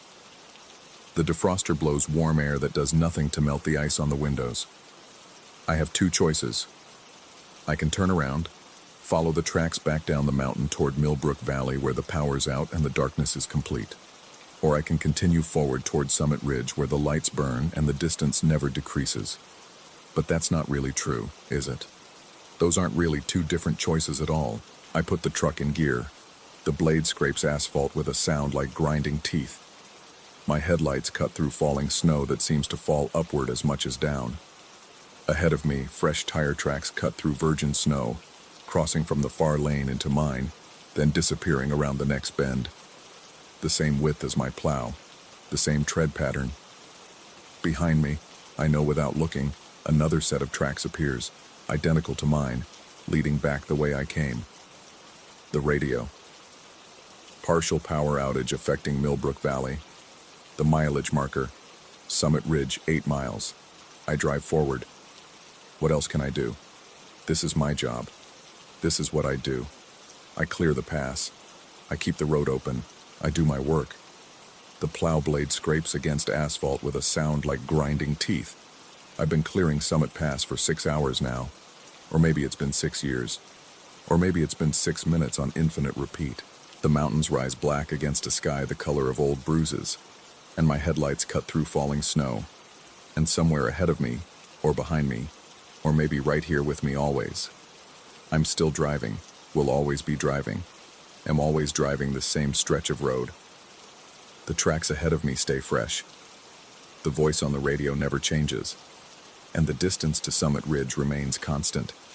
8 miles of road that I will never finish clearing, that I will always be in the middle of clearing, that I have always been clearing, forever and forever and forever.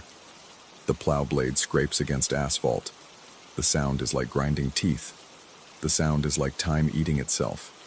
The sound is like the loop closing tighter, tighter, until there's nothing left but the sound itself and the endless repetition and the knowledge that I chose this, somehow, somewhere in the dark behind me or ahead of me or right here in the eternal present.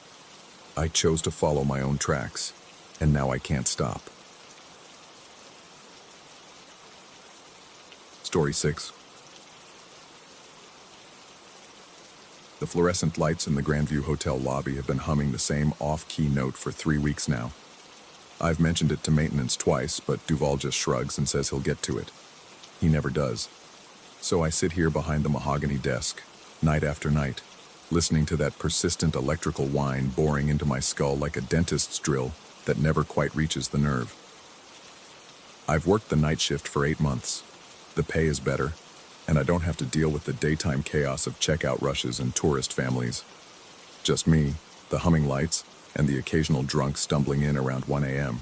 The hotel is old, built in 1952 according to the brass plaque by the entrance, and it carries that particular smell of aged carpet and furniture polish that never quite masks the underlying mustiness of decades. Tonight, the rain hammers against the tall windows flanking the entrance, turning the street beyond into a watercolor blur of neon and sodium light. It's 2:11 a.m. and I'm counting the minutes until my break. 6 more minutes. I've been doing this long enough to know the rhythm of these hours, the deepest part of night, when even the city seems to hold its breath. That's when I notice the elevator indicator light flickering. The thing is, we sealed the middle elevator 3 months ago. Faulty wiring, Duval claimed, though I'd heard whispers from the day staff about strange sounds coming from the shaft. The elevator on the left works fine. The one on the right occasionally groans but gets you where you need to go. The middle one has a yellow caution tape X across its brass doors and a handwritten out-of-order sign that's been there so long the edges have curled. But the indicator light is moving. 4th floor, 3rd floor, 2nd. I stand up from my chair, the leather creaking in the silence between thunderclaps. My mouth has gone dry. The logical part of my brain supplies reasonable explanations. Electrical fault, crossed wires, the storm causing some surge in the building's ancient nervous system. But my legs have already carried me around the desk, and I'm walking toward the elevators, each footstep on the marble floor echoing too loud in the empty lobby. The middle elevator's indicator settles on G with a soft ding that shouldn't be possible. The doors don't open. I'm standing 3 feet away, staring at that yellow X of caution tape, when I hear it, the sound of someone breathing on the other side. Not heavy breathing, not the labored gasps of someone ill or frightened, just the quiet, steady rhythm of inhalation and exhalation, the kind of breathing you do when you're waiting. My hand reaches for the tape before I can stop myself. I'm about to pull it away when the breathing stops, and footsteps, soft, deliberate, move away from the doors, not toward the lobby, toward the interior of an elevator that should be empty, that should be sealed, that shouldn't be running at all. I jerk my hand back and turn around, my heart a fist pounding against my ribs. The lobby is exactly as I left it, empty, lit by those humming fluorescents, the rain still sheeting against the windows. But something feels different now. The air has grown colder, and I notice for the first time that my breath is visible in small clouds. That's when the entrance doors open. No preamble, no warning. Just the sudden rush of wind and rain, and a figure stepping through. He's soaked, water streaming from his gray overcoat, dripping from the brim of a hat that looks like something from a black and white film. His shoes squelch on the marble as he walks toward my desk with a strange, measured gait, like someone following choreography they've performed 1,000 times. I hurry back behind the desk, trying to compose myself, wiping my damp palms on my slacks. The man stops in front of me, and I get my first clear look at his face. Middle-aged, ordinary features, the kind of face that would disappear in a crowd. But his eyes have a quality I can't quite name. They're looking at me without really seeing me, focused on something else, something beyond. He doesn't speak, just slides a registration card across the desk toward me. The card is old, yellowed around the edges, and already filled out in fountain pen.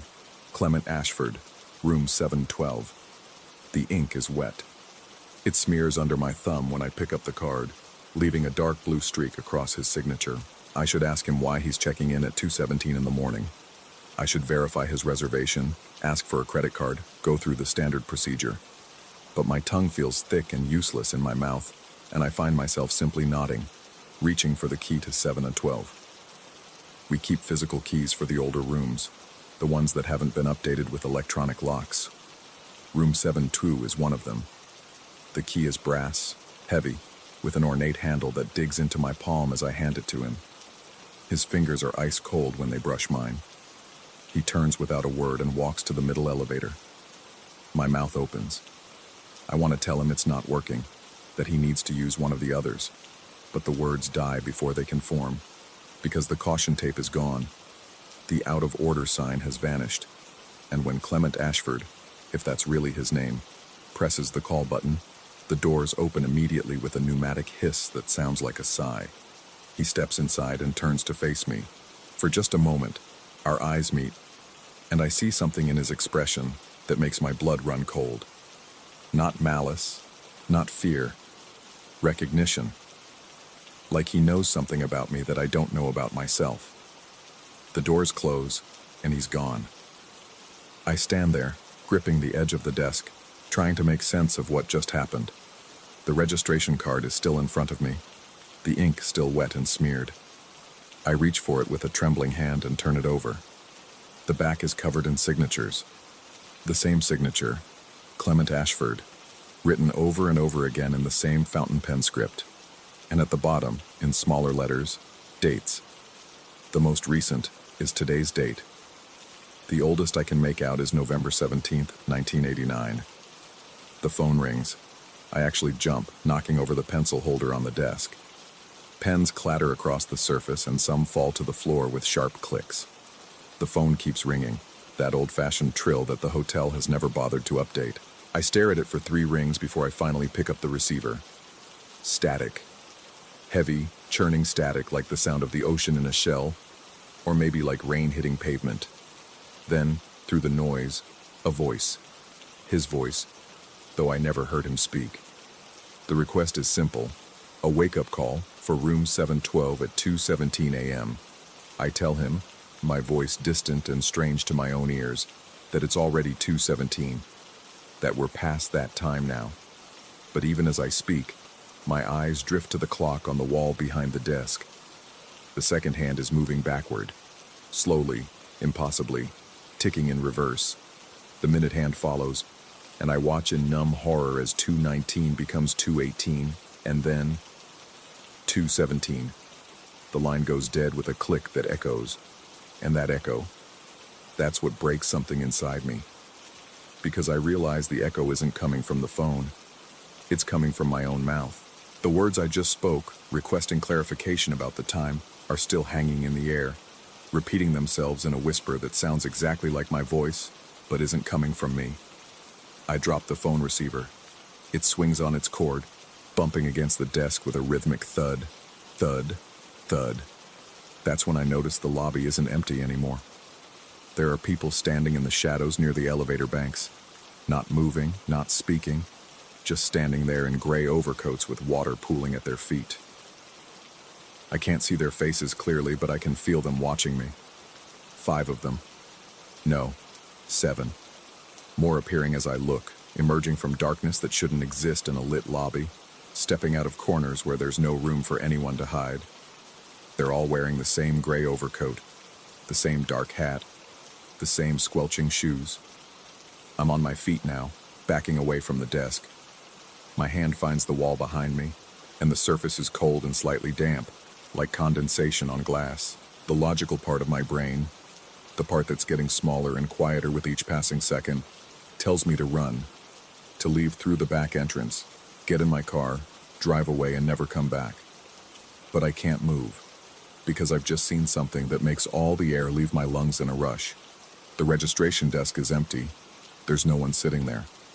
The chair is pushed in, the pens I knocked over are still in their holder, and the phone receiver hangs perfectly straight on its cradle. I'm not behind the desk anymore. I'm standing in the middle of the lobby, and I have no memory of walking here. One of the figures moves. It steps forward into better light, and I see its face clearly for the first time. Middle-aged, ordinary features, eyes that look through me rather than at me. It's Clement Ashford, but it's also not, because now I can see the subtle wrongness in the way he stands, the way his head tilts at an angle that's just slightly too sharp, the way his coat doesn't quite move right when he shifts his weight. He raises one hand and points toward the elevators. The middle elevator's doors are open. Inside, the car is dark except for a faint pulsing glow that might be the indicator lights, or might be something else entirely. And I understand, with a clarity that feels like ice water in my veins, that this is where I'm supposed to go. That this has always been where I was supposed to go. More figures emerge from the shadows. 10 now. 15. All wearing gray overcoats. All dripping water that never quite reaches the floor. All pointing toward the open elevator with the same slow, deliberate gesture. I try to speak, to ask what they want, but my voice has abandoned me entirely. My legs are moving again, carrying me toward the elevator against my will. Or maybe not against my will. Maybe I want to go. Maybe I need to understand what's waiting for me in that darkness. The figures part as I walk between them, and I catch glimpses of their faces. Some I recognize, faces I've seen before during other night shifts. That businessman who checked in 3 weeks ago and never checked out. The older woman who asked for extra towels and disappeared before housekeeping could deliver them. Others are strangers, but they all share that same quality of wrongness, that same sense of being slightly out of phase with reality. I'm at the elevator threshold now. The dark interior seems to breathe, expanding and contracting with a rhythm that matches my own heartbeat. Inside, I can just make out the panel of buttons, each number glowing faintly. Floor 7 is already illuminated.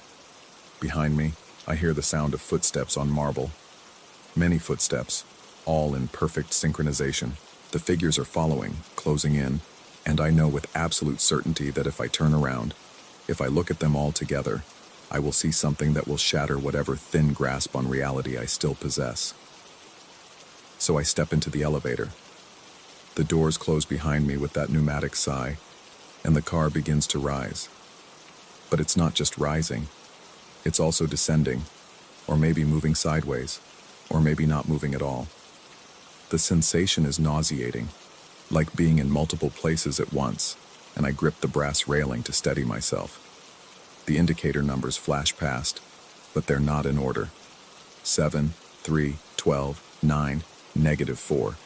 Floors that don't exist in any sensible architecture. And between the numbers, I see other things reflected in the polished brass doors. Rooms that aren't there. Hallways that twist in impossible directions. And always, always, the figure in the gray overcoat standing just behind me. When I finally dare to look over my shoulder, there's no one there. The elevator is empty except for me, but I can feel the weight of someone else, can hear that steady breathing that isn't my own, can smell the rain that never fell, the ozone scent of a storm that exists somewhere else, in some other version of this night. The elevator stops. The doors open onto the 7th floor, and the hallway beyond is exactly as it should be. Cream-colored walls, burgundy carpet, brass sconces casting warm light every few feet. Room 712 is at the end of the hall, its number gleaming on a small brass plaque.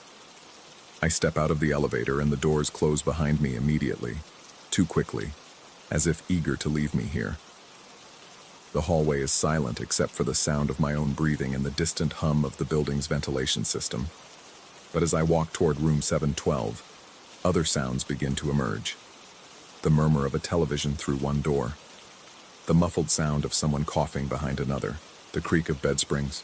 The rush of water through pipes. The small sounds of life that fill any occupied hotel. Except these rooms should be empty. I checked the occupancy log before my shift started. The 7th floor has been undergoing renovation for the past 2 months. No guests, no staff, nothing but empty rooms and drop cloths and the smell of fresh paint. But I can hear them. Can hear all the people who are sleeping, or watching TV, or coughing, or turning over in bed. Can hear their lives unfolding behind these doors, each one a separate reality playing out in parallel. I reach room 712 and stop. The door is slightly ajar. Just a crack, maybe an inch wide, enough to see that the lights are on inside, enough to see the edge of a bed, the corner of a dresser, the beginning of a shape that might be a person sitting in a chair. I should go back downstairs, should call my supervisor, or the police, or someone who can tell me I'm having some kind of breakdown, that the stress of the night shift has finally caught up with me. But instead, my hand reaches out and pushes the door open. The room is a perfect replica of every other room in the hotel. Queen bed, nightstand, dresser with a mirror, small desk by the window. The television is off, but I can hear the sound of rain coming from somewhere. Not from outside. The window is closed and the curtains drawn.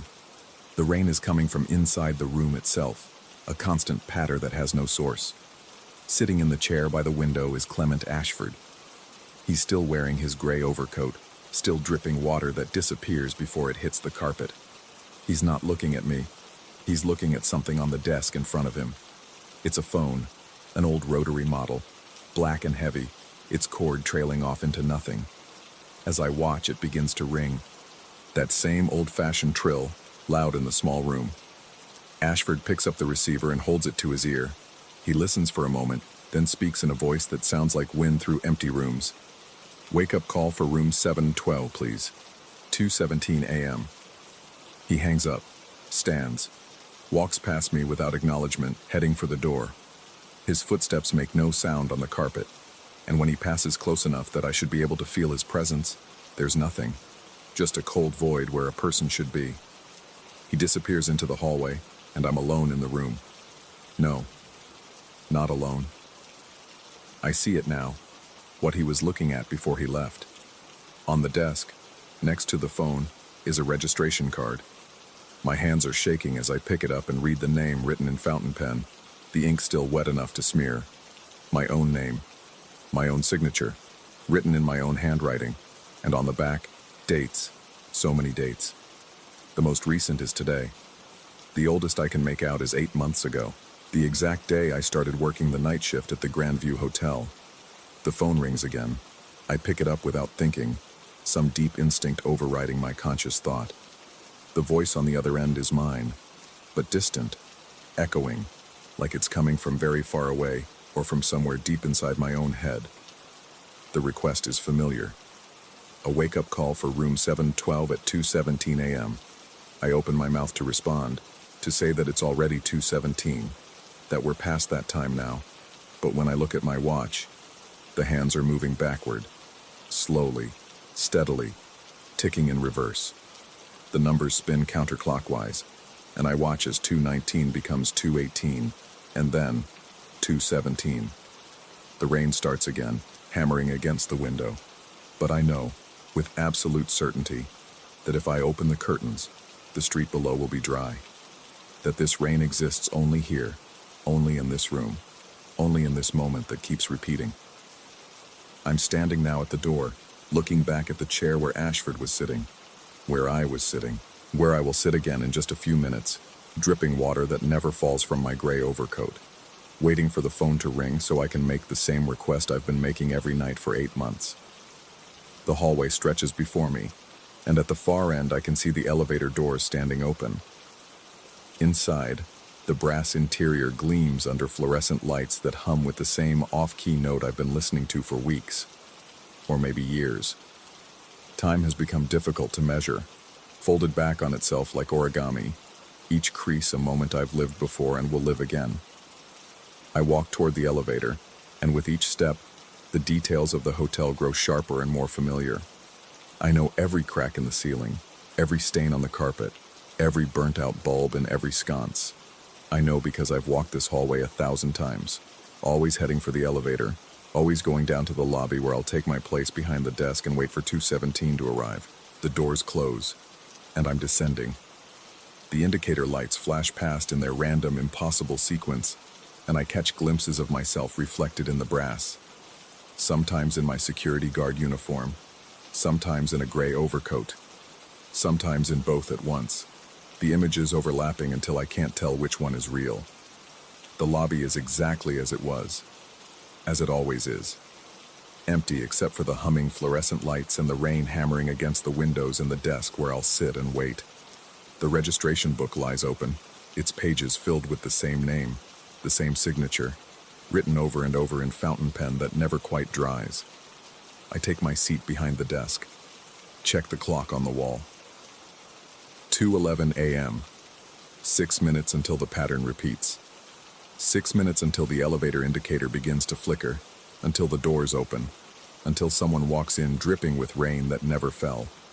6 minutes until I understand, again, what I've forgotten. 6 minutes until 2:17, and in the silence between thunderclaps, I can hear it. The sound of someone breathing on the other side of the elevator doors. Not heavy breathing, not the labored gasps of someone ill or frightened. Just the quiet, steady rhythm of inhalation and exhalation. The kind of breathing you do when you're waiting. The kind of breathing I'm doing now, behind this desk, in this lobby, in this moment that has no beginning and no end. Just waiting for 2:17 to arrive again. Always waiting. Always arriving. Always the same.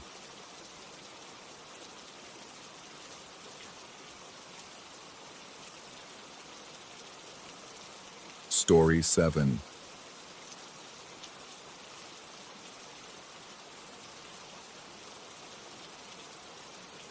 The mop bucket wheels screech against the metal deck plates, a sound I've grown to hate over 3 months aboard the Helios. Down here, 18 feet below the waterline, every noise echoes wrong, metallic, hollow, like the ship itself is slowly forgetting how to be solid. The overhead fluorescents flicker in their cages, casting shadows that don't quite match the objects that make them. I'm on the night rotation this week, which means I clean the lower corridors when most of the crew is asleep. The shipping company prefers it this way. Fewer people tracking grime through freshly mopped passages, they say. But I think they just don't want anyone seeing how much rust blooms in the corners down here, how the paint peels in strips that look almost like script in some language that predates words. Tonight I'm working E-deck, Section 7. The corridor runs for 60 yards, punctuated by 4 watertight doors on the starboard side. According to the ship's manifest, 3 of them open into storage compartments. The 4th, the one at the far end, painted the same industrial gray as all the others, supposedly leads nowhere. The compartment beyond it doesn't exist on any schematic I've seen.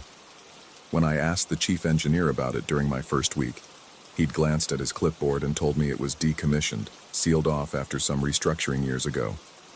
The space on the other side had been filled in with ballast, he said. Just a door that opens to concrete now. But doors that lead nowhere don't usually get used. The knocking starts at 2:47 a.m. 3 heavy impacts against metal, each one resonating through the corridor like a struck bell. I'm 40 feet away, wringing out my mop when I hear them. The sound stops my hands mid-twist. I count to 5 in the silence that follows. Water dripping from the mop head into the bucket with soft plinking sounds. Then 2 more knocks. These ones faster, more urgent. My pulse picks up. I tell myself it's just the ship settling, metal expanding and contracting with temperature changes. Ships are loud. They groan and pop and bang at all hours. Every veteran sailor knows this. But the single knock that follows doesn't sound like settling. It sounds deliberate. 3, 2, 1. I abandon the mop bucket and walk toward the door. My boots leave wet prints on the deck plates.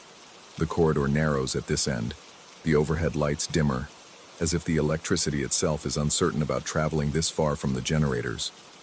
The watertight door stands closed, its wheel lock mechanism centered at chest height, the red secured indicator illuminated beneath it. I stop 3 feet away and wait. Nothing happens for 30 seconds. I'm about to convince myself I imagined the whole thing when I hear it again, clearer now that I'm closer. 3 knocks, unmistakable. Pause. 2 knocks. Pause. 1. The pattern repeats. My hand reaches for my radio, but I stop before keying it. What would I say? Someone's knocking in the sealed compartment? The chief engineer would think I'm losing it. Worse, he might send someone down to check, and I'd look like a fool when they find nothing. I lean closer to the door instead, pressing my ear against the cold metal. The knocking comes again, and this time I feel it as much as hear it, vibrations traveling through steel. But there's something else underneath. A sound like breathing, or maybe water moving. Rhythmic, almost like waves, but we're deep in the ship's belly. There shouldn't be water sounds down here. Hello? I call out, my voice smaller than I intended. The knocking stops. The corridor suddenly feels longer than 60 yards. The fluorescent lights hum with a frequency that makes my teeth ache. I stand there for 2 full minutes, counting my heartbeats, waiting for another response. When nothing comes, I return to my mop bucket, but I check my watch before I start cleaning again. It reads 2:51 a.m. The next night, I arrive at E-Deck, Section 7 at 2:30 a.m. I tell myself I'm just being efficient, starting with the difficult section early, but my mop bucket sits abandoned near the hatch while I stand in front of that 4th door, watching my watch tick through the minutes. 2:44 a.m., 2:45, 2:46. At 2:47, the knocking starts. 3, 2, 1, I'm ready this time. The moment the pattern completes, I pull out my phone and start recording. The knocking repeats, 3, 2, 1, and my phone captures it clearly. Proof that I'm not imagining things. But when I play it back, the sound is muffled, distorted, like my phone's microphone can't quite process it.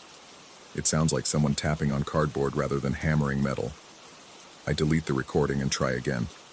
Same result. On the 3rd attempt, the knocking changes. It's still the same pattern. 3, 2, 1. But now there's something else between the beats. A scraping sound, metal on metal, like someone dragging something heavy across the floor on the other side. Who's there? I call out. The scraping stops, but the knocking continues. 3, 2, 1, 3, 2, 1. Over and over, a countdown that never reaches its conclusion because it always starts again. I notice my watch when I check the time.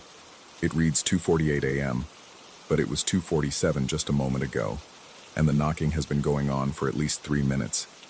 I stare at the watch face, waiting for the second hand to move. It ticks forward normally, but the time is wrong. I pull out my phone to verify.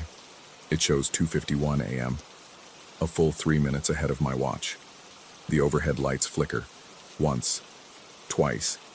On the 3rd flicker, they stay dim for a heartbeat too long before brightening again. In that moment of darkness, I swear I hear the door's wheel mechanism turning, metal grinding against metal. But when the lights return, the wheel hasn't moved. The red secured indicator still glows beneath it. I retreat to my mop bucket and clean the corridor in record time, my back constantly turned toward that door. The knocking continues for another 4 minutes, or 7, or 3, I can't tell anymore, and then stops abruptly, mid-pattern. The silence that follows is worse than the noise. I spend the next day trying to research the Helios's history. The ship was built in 1987, refitted twice, changed ownership 4 times. In the crew's mess, I corner one of the older deckhands, a man everyone calls Frost because of his white hair and perpetually cold demeanor. He's been sailing for 30 years, 5 of them on this vessel. I mention E-Deck casually, asking if he knows why that 4th door was sealed. Frost studies me over his coffee for a long moment. His eyes are the color of overcast skies. Finally, he tells me there was an incident years ago, before the last refit. A problem with the ballast system in that section. They'd had to pump it full of concrete to stabilize the hull, but his voice carries a note of uncertainty, like he's reciting something he heard rather than something he knows. I press him for details, but he just shrugs and returns to his coffee. The conversation is clearly over. That night, I try a different approach. Instead of going straight to E-Deck, I visit the security office on C-Deck. The night watchman, a tired-looking man named Oakes, is eating a sandwich and watching a bank of monitors showing various corridors throughout the ship. I tell him I think I saw someone in the lower decks last night, ask if he can check the security footage. He swallows a mouthful of sandwich and nods, bringing up the camera feeds for E-Deck. There are 3 cameras covering Section 7.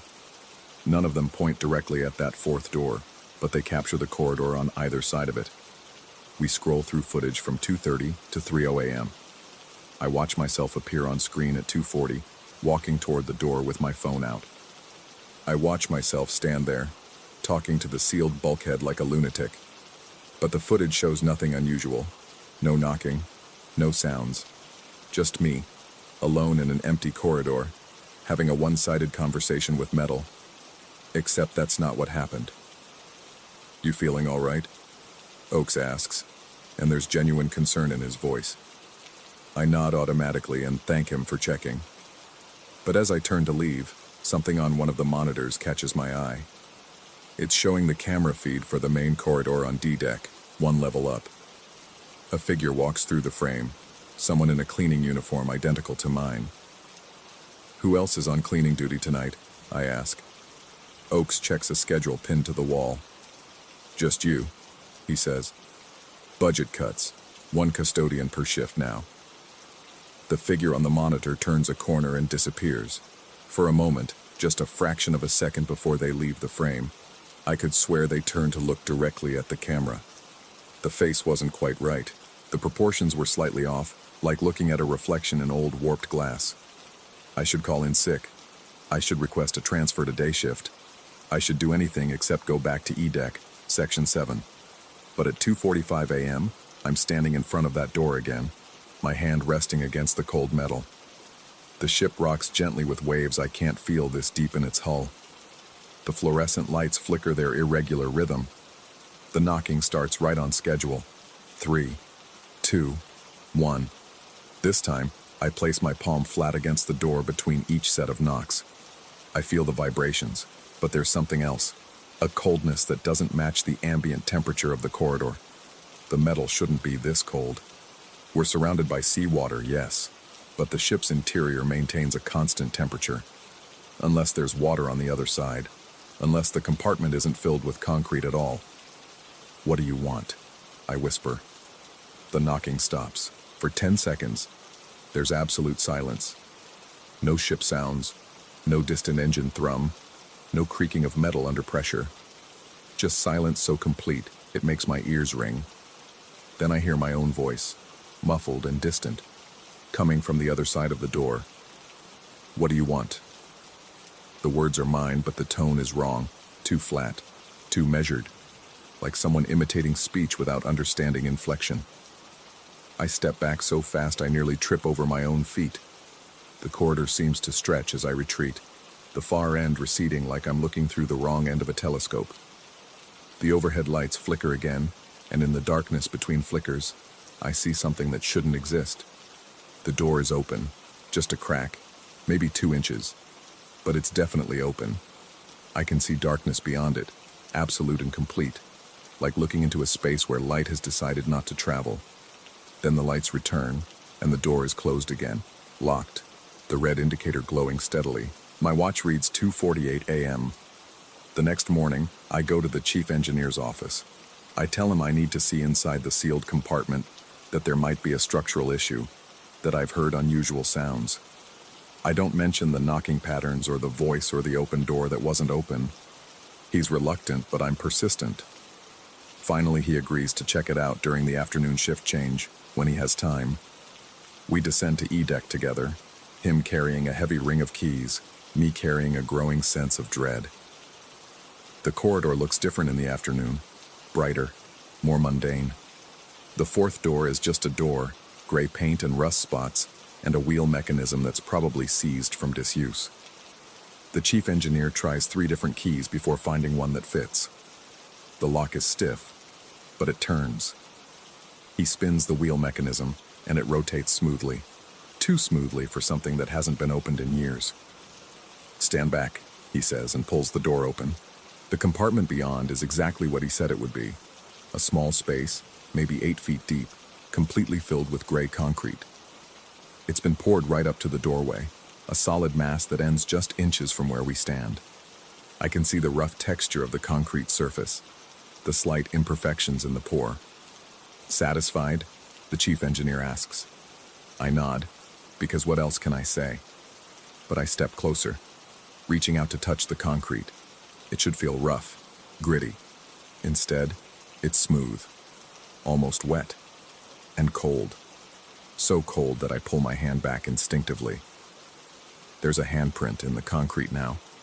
My handprint, pressed into the surface like it's clay, not cured concrete that's supposedly been solid for years. The chief engineer doesn't seem to notice. He's already closing the door, spinning the wheel to lock it. He makes a note on his clipboard about checking the humidity levels in the lower decks. Moisture must be condensing on the surfaces, he says. I should mention it to the facilities manager. We climb back to the upper decks and he returns to his duties. I return to mine, but I can't stop thinking about that handprint. My fingers pressed into concrete that shouldn't yield. That night, I checked the crew access logs in the security office. Oakes is off duty, replaced by a woman named Hester who barely glances at me when I ask to review the day's entries. The access control system tracks every door in the ship, recording when they're opened and by whose keycard. I scroll through the logs for E-Deck Section 7.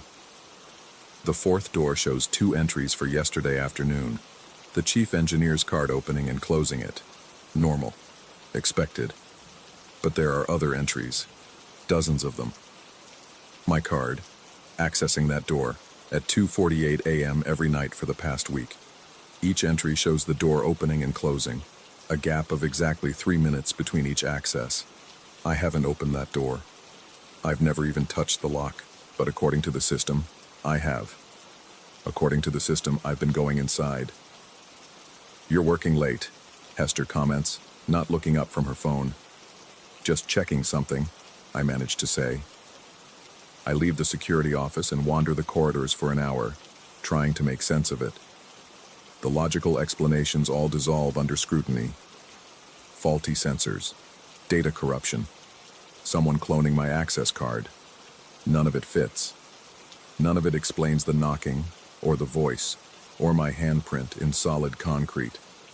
At 2:30 a.m., I'm back on E-Deck, Section 7. I tell myself I'm just going to clean. That's my job. Clean the corridors, ignore the door, pretend everything is normal. But at 2:47, when the knocking starts, I'm standing right in front of it. 3, 2, 1. This time I respond. I knock back. 3 times. Pause. 2 times. Pause. Once. The responding silence is so profound I can hear my own heartbeat, feel the blood moving through my veins. Then, slowly, the wheel mechanism begins to turn. Not from my side. I'm standing 3 feet away. From the inside. Metal grinding against metal, the wheel spinning counterclockwise, the lock disengaging. The door cracks open. That same absolute darkness waits beyond it. But now I can see something moving in that darkness. A shape, a figure, walking toward the opening with footsteps that echo wrong, like they're crossing a vast space rather than an 8-foot compartment filled with concrete. The overhead lights flicker. Once, twice. On the 3rd flicker, I see myself standing in that doorway. Not a reflection, not a twin. Me. Wearing my cleaning uniform, my face, my posture. But the eyes are wrong. Too dark, too deep. Like they're not eyes at all, but holes where eyes should be. The other me speaks in my voice. You're late. The lights return to full brightness. The door is closed, locked, the red indicator glowing steadily beneath the wheel. My watch reads 2:48 a.m. I check my phone. 2:51 a.m. 3 minutes. Missing. Again. I don't sleep that day. I lie in my narrow bunk, staring at the ceiling, listening to the ship breathe around me. The other custodians in the crew quarters snore and shift in their sleep, unaware that one of them might not be who they seem. At 1800 hours, I request a meeting with the first mate. I tell him I need to take emergency leave, that I have a family situation. He's sympathetic but firm. We're 2 days from port, and the cleaning schedule is already understaffed. Can I hold out until then? I say yes, because what choice do I have? Tell him that I think I'm losing time, that there's something impossible happening in the lower decks, that I might not be who I think I am. That night, I don't go to E-deck. I clean the galley instead, stay on the upper levels where there are people around, where the air doesn't taste like metal and salt and something else I can't name. But at 2:47 a.m., my phone buzzes, a text from Oaks. You left your ID badge in the security office. Come pick it up when you get a chance. I check my pocket. My badge is right there, clipped to my belt where it always is. I text back, I have my badge. His response comes immediately. Then who's using it on E-deck right now? I'm running before I make the conscious decision to move. Down ladders, through corridors, my boots pounding against metal deck plates. Other crew members call after me asking what's wrong, but I don't stop. E-deck, Section 7. The corridor is empty when I arrive. Just my abandoned mop bucket from previous nights, the water in it long since gone stale. But the fourth door is different. It's open, not just cracked, fully open. The wheel mechanism turned all the way, the red indicator dead, no light showing at all. Beyond the door, there's no concrete, just a corridor, identical to the one I'm standing in, extending back into impossible space. The fluorescent lights flicker in the same rhythm. The same rust patterns bloom on the walls. Even the same mop bucket sits abandoned near a hatch that shouldn't exist. I take one step closer, then another. In the distance, deep in that mirror corridor, I see a figure. They're mopping the floor, their back to me, moving with mechanical efficiency. They stop. Slowly they turn around. It's me. But this version's eyes are right. Normal, confused, frightened. The other me mouths a word. Help. The door slams shut between us. The wheel mechanism spins on its own, locking. The red indicator blazes to life. My watch reads 2:48 a.m. I check my phone. 2:51 a.m. I look at the access panel beside the door. The last entry shows my badge, accessing this door at 2:48 a.m., opening it, closing it. 3 minutes that I didn't live. 3 minutes that happened without me. Or 3 minutes that I don't remember living. I think about Frost's uncertain voice, about the chief engineer's smooth lie, about Oaks and Hester in the security office, watching monitors that might show whatever they need to show. I think about concrete that yielded like clay beneath my palm. I think about the knocking pattern. 3, 2, 1, a countdown. But to what? Above me, the ship's bell rings for the Euro 300 watch change. The sound echoes through the lower decks, metallic and clear. 3 bells. I place my hand against the cold door. Inside my pocket, my watch ticks backward. Outside the ship, beneath the waterline, something in the dark water mimics the sound of knocking.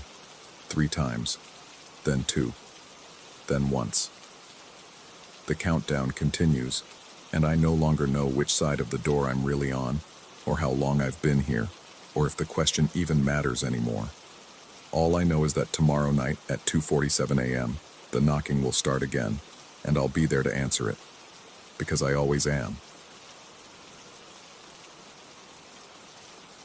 Story 8. The first time I heard my own voice coming through the emergency broadcast speaker, I was 40 feet up Tower 7, wrench in hand, grease under my fingernails. The wind had been picking up all afternoon, carrying with it the smell of distant rain and turned earth. I'd been working these rural alert systems for 6 years, knew every frequency quirk and feedback loop they could produce, but never this. My voice, tinny and compressed through the weathered speaker, was leaving a message for my ex-wife. I recognized it immediately, the forced casualness, the way I'd stumbled over asking about picking up my tools from the garage. That message was from 3 years ago. I'd deleted it the same night, embarrassed by how desperate I'd sounded. The recording cut off mid-sentence, replaced by the standard test tone. My hands had gone numb on the cold metal of the tower. I told myself it was interference from a cell tower, maybe some crossed signal bouncing off the atmosphere. Rural areas did strange things with broadcasts. I'd once picked up a radio station from Mexico on a speaker in Iowa. This was probably similar. Probably. I climbed down faster than I should have, my boots ringing against the ladder rungs. The tower stood in the middle of a harvested cornfield, nothing but stubble and mud for miles in every direction. The nearest house was 4 miles east, abandoned since the previous spring. The isolation had never bothered me before. I'd always found the emptiness peaceful, honest in its loneliness. Now the silence pressed against my eardrums like water pressure. The work truck's radio crackled as I reached for it. The dispatcher's voice came through, asking for my status on Tower 7. I reported the completion of routine maintenance, keeping my voice level, professional. I didn't mention what I'd heard. Saying it out loud would make it real, would require an explanation I didn't have. As I drove to the next site, Tower 12, the sun was starting its descent toward the horizon. October dusk came early this far north, painting everything in shades of amber and shadow. The road stretched empty before me, gravel crunching under the tires, dust rising in my mirrors. I kept the radio off. The silence felt safer than whatever might come through the speakers. Tower 12 stood near an intersection of forgotten county roads, its red lights blinking their eternal warning to aircraft that rarely passed overhead. I'd just started my inspection when my phone buzzed. The main office, my supervisor asking me to call in. The cell signal out here was spotty at best, forcing me to stand in one specific spot near the tower's base where 2 bars flickered in and out of existence.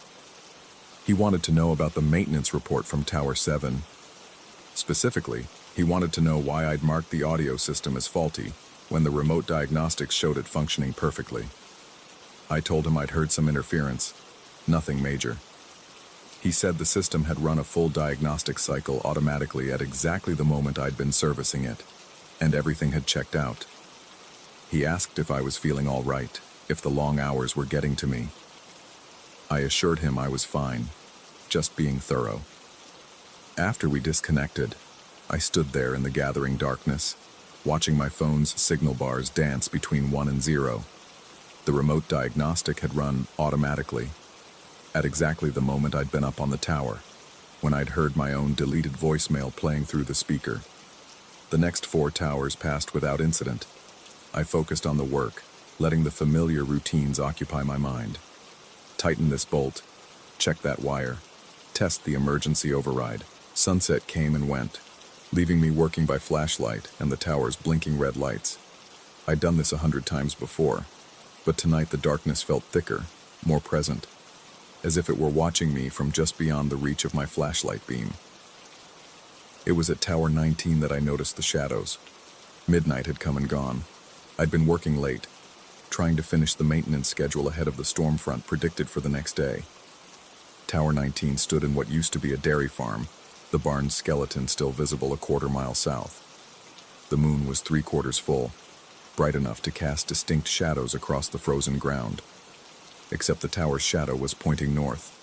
I stood there, flashlight dangling from my hand, staring at the dark line stretching across the frost-covered grass. The moon hung in the southern sky, clearly visible, unchanging. The shadow should have been pointing north toward me, toward the truck. Instead, it reached away into the darkness like an accusing finger. I walked around the tower, my breath misting in the cold air. From every angle, the shadow pointed north, always north. The laws of light and physics had no place here. My phone buzzed again. A text message from the main office, from the chief engineer. Just 2 words. Finalized test. I hadn't been told about any test. I scrolled through my work orders, my emails, every communication from the past month. Nothing about a test. Nothing about any special procedures. I tried calling the office, but the call wouldn't connect. The message sat on my screen, glowing in the darkness, demanding a response I didn't know how to give. Then the towers started blinking, not the regular aviation warning lights. These were the emergency broadcast strobes, the ones that only activated during actual alerts. Tower 19 flashed 3 times, then went dark. A moment later, I saw Tower 20 light up in the distance, 3 quick pulses. Then 21, visible as a pinpoint of light on the horizon. They were activating in sequence, drawing a line across the landscape. I got in the truck and followed them. The rational part of my mind screamed that this was a malfunction, a system-wide glitch that I should report immediately. But something deeper, something that had been growing uneasy all day, pushed me forward. The towers were showing me something, leading me somewhere. The sequence led me off the main roads, down increasingly narrow paths that appeared on no map in my GPS. The towers continued their pattern. 3 flashes, then darkness, then the next one lighting up. I followed them like breadcrumbs through a forest of steel and wire. After the 6th tower in the sequence, I reached a gate I'd never seen before. No signs, no markers, just a chain-link fence stretching into the darkness on either side of a dirt road. The gate hung open, swaying slightly in the wind. Beyond it, I could see one more tower, its lights dark, waiting. I pulled through and drove slowly down the road. The ground here looked different, darker, richer, as if the earth itself was more concentrated. No crops had grown here, no buildings stood nearby. According to my maintenance database, this location didn't exist. No tower number, no service record, no installation date. The tower stood in the center of a cleared circle, maybe 50 yards across. As I approached, my headlights caught something at its base, a small concrete structure, half buried in the ground. A maintenance bunker, maybe, or an equipment shed. The door stood open. I parked the truck but left the engine running, headlights pointed at the structure. The emergency kit in the back held a flashlight with fresh batteries. I took it, along with the 2-way radio, even though the radio had stopped receiving transmissions an hour ago. The concrete steps led down into darkness. My flashlight beam revealed old equipment, dust-covered panels with switches and dials that looked like they belonged in a museum. The air smelled of earth and rust and something else, something that made the back of my throat tighten. Old electronics, maybe. Ozone from decades of electrical discharge. A desk sat against one wall, papers scattered across its surface. Maintenance logs, going back 40 years. Different names, different handwriting, but all describing the same tasks I'd been doing. Routine checks, system tests, audio calibrations.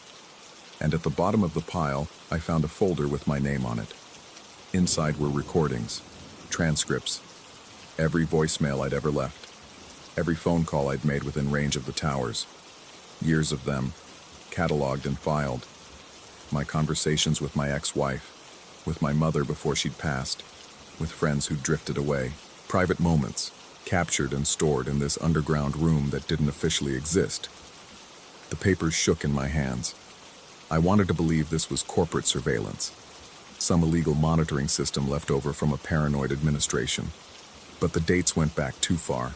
The technology was too old. This had been here long before cell phones, before digital recording. Someone, or something, had been collecting voices from the air itself. A crackle from above made me drop the papers. The tower's speaker system was activating.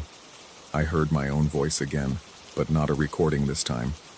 My voice from 30 seconds ago, reading the dates on the maintenance logs. My voice from a minute ago, breathing heavily as I descended the stairs. My voice from 2 minutes ago, stopping the truck and making the decision to investigate. The system was repeating me in real time, with just a slight delay, as if the air itself had learned to echo. I scrambled up the stairs, the flashlight beam careening wildly across the walls. Behind me, the speakers continued their playback. My footsteps, my breathing, the rustle of my jacket, the present chasing itself in an endless loop. When I reached the surface, all the towers were lit, not blinking now but steady, their red lights turning the landscape into something alien and wrong. The shadows they cast all pointed toward this spot, toward me, converging like spokes on a wheel. North had become here, and here had become the center of something I didn't want to understand. My truck's headlights flickered. The engine, which I'd left running, had gone silent. I tried the door. Locked. My keys were still in the ignition, visible through the window, but the locks wouldn't respond to the fob in my pocket. The two-way radio in my hand hissed to life. The chief engineer's voice came through, but wrong somehow. The cadence too precise, the tone too even. He repeated his earlier message. Finalize the test. Then he asked me to confirm receipt, to verify that I understood the protocol, to acknowledge that I'd completed my assignment. I didn't remember what the protocol was, didn't remember any assignment beyond routine maintenance. But as I stood there in the red light of impossible towers, their shadows defying physics, their speakers learning to mimic reality itself, I realized that maybe I'd never been sent here to maintain anything. Maybe I was what was being maintained. The radio crackled again, waiting for my response. The towers hummed, their lights steady and patient. The voice coming through the speaker, my voice from 5 minutes ago, explaining to myself that this was probably just interference, just a technical glitch, seemed to come from very far away and very close at the same time. I looked at the radio in my hand, at the locked truck, at the underground room where my entire history had been filed and stored. The main road was 8 miles back, and I couldn't remember exactly how I'd gotten here. The sequence of towers had seemed so clear in the moment, but now the path blurred in my memory, like trying to remember a dream after waking. The chief engineer's voice, if it was really him, if there was really a him to be, came through one more time, asking me to finalize the test, to complete the protocol, to confirm that the system was functioning as designed. I pressed the transmit button, and somewhere in the darkness around me, my voice echoed back from a dozen towers, repeating my words before I could speak them, as if they'd known all along what I was going to say. The test was already finished. I just hadn't realized I was part of it.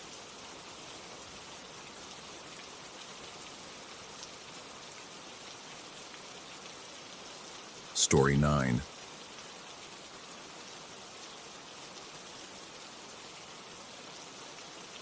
The thermal camera weighs heavy in my grip as I descend the maintenance ladder into Station 7's Forgotten Bowels. My breath clouds white in the beam of my headlamp, though the thermometer clipped to my vest reads 58 degrees. The discrepancy doesn't register immediately. My mind is focused on the grating scrape of my boots against rusted metal, the way each rung protests under my weight, with a groan that echoes down into darkness. I've been documenting abandoned transit infrastructure for 3 years now. Started as a side project when the city contracted me to survey structural integrity in deprecated tunnels. Became something closer to obsession when I realized how many spaces exist beneath us that no one remembers. Station 7 closed in 1987, sealed after flooding issues that were never quite resolved. The official records show the platforms filled with concrete, the tunnels permanently locked.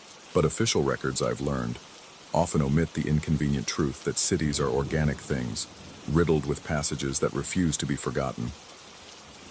The thermal camera was an impulse purchase, justified by telling myself it would help identify moisture damage and structural weak points. That justification feels thin now as I power it on and the world transforms into a gradient of blues and blacks. The tunnel stretches ahead, curved walls fading into a perspective point I can't quite locate. Cold. Everything registers cold, just variations of deep blue and violet that indicate the ambient temperature of abandoned concrete and still air. Then I see them. The first silhouette passes 3 feet to my right, a bloom of yellow-orange in the thermal display that suggests a human form moving with purpose. My headlamp swings to track it, illuminating only empty tunnel, the same cracked tile and oxidized rail that's been there for 40 years. I freeze, watching the thermal ghost continue its trajectory, shoulders slightly hunched, gait suggesting someone late for something important. It doesn't deviate, doesn't acknowledge my presence, simply continues down the tunnel until it fades into the blue-black distance. My pulse hammers against my collar. I check my watch. 2:47 a.m. The rational part of my brain, the part that's mapped 17 subway stations and 43 maintenance corridors, suggests equipment malfunction. Thermal cameras can glitch, can create false positives from temperature gradients and ambient heat. But the silhouette had been too defined, too precisely human in its proportions and movement. I should turn back. The thought surfaces clear and urgent, but my feet carry me forward instead, drawn by the same impulse that's led me into every sealed space I've documented. The need to know, to understand, to map the unmapped. The tunnel curves slightly, and more silhouettes appear in the thermal display, Dozens of them, moving in both directions as though this is still a functioning station at rush hour. Some walk with purpose. Others drift slower. One stands perfectly still against the far wall. All of them register hot, 98 degrees, the temperature of living human tissue. The air remains motionless and cold. I lower the camera and see nothing but empty tunnel, my headlamp beam cutting through stagnant darkness to illuminate graffiti from the 80s and pools of stagnant water that smell of rust and decay. I raise the camera again, and the rush hour crowd continues its invisible commute, passing through me without slowing. The sensation should be something, a temperature change, a brush of movement, anything. But there's only the cold, the stillness, and the thermal ghosts that refuse to acknowledge either. My documentation instinct kicks in, mechanical and grounding. I begin photographing, switching between regular and thermal images, trying to maintain the methodical approach that served me through countless surveys. But my hands shake slightly as I frame each shot, and I keep glancing up from the display to confirm the tunnel's emptiness with my own eyes. The disconnect between what the camera shows and what I see makes my stomach twist with a vertigo that has nothing to do with physical space. That's when I notice the yellow lines. They appear gradually in my peripheral vision, so subtly that at first I convince myself they've always been there. Fresh yellow paint, safety stripe bright, forming arrows along the tunnel floor. They weren't visible 10 minutes ago. I'm certain of that with the certainty of someone who's documented every crack and discoloration in 17 subway stations. These arrows lead away from the main tunnel, pointing toward a section of wall that looks no different from any other. Stained concrete, water damage, the ghost of old signage. I follow the arrows because at this point, what else is there to do? My rational mind has taken a back seat to something more primal, the part of human consciousness that needs to understand pattern and meaning even in chaos, especially in chaos.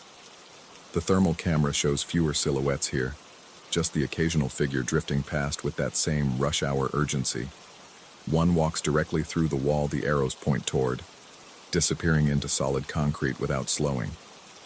Up close, I can see it's not quite solid. There's a seam, barely visible, outlining a section of wall roughly 4 feet wide and 6 feet tall. Not a door exactly, more like a panel that's been sealed but not quite flush with the surrounding surface. The yellow arrows terminate at its base, pointing insistently inward. I press my palm against the concrete and it's colder than it should be. Cold enough that I pull my hand back with a hiss. The thermal camera registers the spot my hand touched as darker blue than the surrounding wall, as if the contact leached heat from my skin into some vast, hungry cold beyond. The panel shifts when I lean my weight against it, grinding outward with a sound like subway brakes. The space beyond exhales air that smells wrong. Not decay exactly, but something sterile and chemical, like a hospital ward that's been abandoned for decades, but still somehow smells of disinfectant. My headlamp illuminates a narrow alcove, walls lined with what looks like subway tile in a shade of green I don't recognize from any station diagram. The floor is clean, unmarked by the years of water damage and urban decay that coat everything else down here. I should photograph the space, document this impossible room that exists in no official map, note its dimensions and unusual preservation. Instead, I step inside, drawn by the wrongness of it, the way it represents everything I've been searching for in 3 years of mapping forgotten spaces, proof that there's more beneath the city than anyone wants to acknowledge. The thermal camera shows nothing in the alcove. Pure blue-black cold, as if the space exists at absolute zero. But there's something on the far wall, mounted at eye level. A plaque, brushed metal, with text engraved too small to read from the entrance. I move closer, thermal camera forgotten at my side. Headlamp beam focusing on the words. Station 7, thermal survey completed. Today's date. Surveyor, my employee ID number. Status, ongoing the world tilts. That's my ID number, the one assigned to me 3 years ago when I started this project. But I've never surveyed Station 7 before tonight. I keep meticulous records, document every site visit, cross-reference every location. Station 7 has been on my list for months, but tonight is the first time I've descended into its tunnels. Except, the plaque is weathered, edges corroded in a way that suggests years of exposure to the damp underground air. The engraving is old, filled with the kind of oxidation that doesn't happen overnight. And there are other plaques beside it, dozens of them, covering the wall in neat rows, all identical, all bearing my ID number and the same date. Today's date, but in years past. 2024, 2023, 2022. Going back and back, plaques dated from before I even started this work, before I was contracted to survey abandoned infrastructure. My headlamp beam shakes as I scan the wall. Some plaques have different status designations. Completed, abandoned, compromised, absorbed. That last one appears frequently, the word chosen with bureaucratic precision to describe something I don't want to understand. Behind me, the tunnel fills with sound for the first time since I descended. Footsteps, hundreds of them. The rush hour crowd no longer silent. They echo with the distinctive clip of dress shoes and sneakers on concrete, punctuated by the rustle of clothing and the occasional cough or cleared throat. I turn, thermal camera raised, and see them all through its display. The yellow-orange silhouettes, no longer moving in both directions but converging, all of them walking toward this alcove with synchronized purpose. I swing my headlamp to illuminate the tunnel and see exactly what I saw before. Empty concrete, still air, the yellow arrows that definitely weren't there an hour ago. But the footsteps continue, growing louder, and the thermal camera shows the crowd pressing closer, forming a semicircle around the alcove entrance. Watching, waiting. One silhouette separates from the crowd, moving toward me with a gait I recognize from countless hours of reviewing my own footage. The way the right foot turns slightly outward, the asymmetric shoulder slope from years of carrying camera equipment. It stops at the threshold of the alcove, thermal bloom bright in the display, and raises one arm in what might be a wave or a warning. I check the regular camera, the one that shoots visible light and has documented 17 subway stations with perfect reliability. Through its lens, I see myself standing in the tunnel, thermal camera raised, looking directly at my own reflection in a mirror that shouldn't exist. Except it's not quite a reflection. The figure in the tunnel is wearing different clothes, equipment I don't recognize, and there's something wrong with its eyes, something that doesn't translate through the camera's lens, but makes my hindbrain scream warnings about predators and uncanny valleys. When I look up from the camera display, there's no mirror, just empty tunnel, and the thermal ghosts and the sound of rush hour that shouldn't exist. The yellow arrows are fading now, paint sublimating back into non-existence before my eyes, leaving behind only the faint outline of where they'd been, or where they'd been about to be, or where they always are, in all the versions of this moment that have stacked themselves in this impossible alcove. The last plaque on the wall isn't weathered like the others. The metal is bright, engraving sharp, as if it was just mounted. It bears tomorrow's date and my ID number and a single word for status. Integrated. I back out of the alcove, the thermal camera slipping from my grip to hang by its strap. The crowd of silhouettes parts to let me through, still silent except for those phantom footsteps that echo from everywhere and nowhere. The tunnel stretches ahead, curved walls leading back to the surface, to the city above where people sleep without knowing what walks beneath them. The ladder is visible in the distance, my escape route clearly marked, but the yellow arrows are appearing again, fresh paint forming from nothing, pointing back the way I came. Not toward the alcove this time, but deeper into the tunnels, toward branches that don't exist on any map, toward spaces that have been waiting with the patience of abandoned things for someone to acknowledge their existence. My watch reads 2:47 a.m., the same time it read when I first descended, the same time it's been reading for what might be minutes or hours or the endless loop of a single moment stretched across years of thermal surveys. I check my camera's timestamp and it confirms the impossible. I've been underground for 3 minutes, no matter what my memory insists about the time spent documenting and exploring and discovering that alcove with its wall of prophecies and warnings. The thermal camera shows the crowd dispersing, silhouettes returning to their rush hour patterns, passing through walls and rails and each other with the fluid ease of things that exist in a different dimension from physical space. One remains, the one with my gait and wrong eyes, standing in the middle of the tunnel and watching. Always watching. I should climb the ladder, document this experience, report the structural anomaly, add Station 7 to my completed surveys and never return. That's what the version of me who descended 3 minutes ago would have done. The one who believed maps were objective truth, and thermal cameras only showed temperature gradients. But the yellow arrows are brightening, and deeper in the tunnels I can see more alcoves opening, more plaques waiting to be read, more versions of this moment stacked and layered like archaeological strata of possibilities. And I understand, with the cold certainty of someone who's been mapping forgotten spaces long enough to become one, that I've already made my choice. Made it the first time I descended, and the time before that, and in all the surveys that my plaques commemorate stretching back before I existed.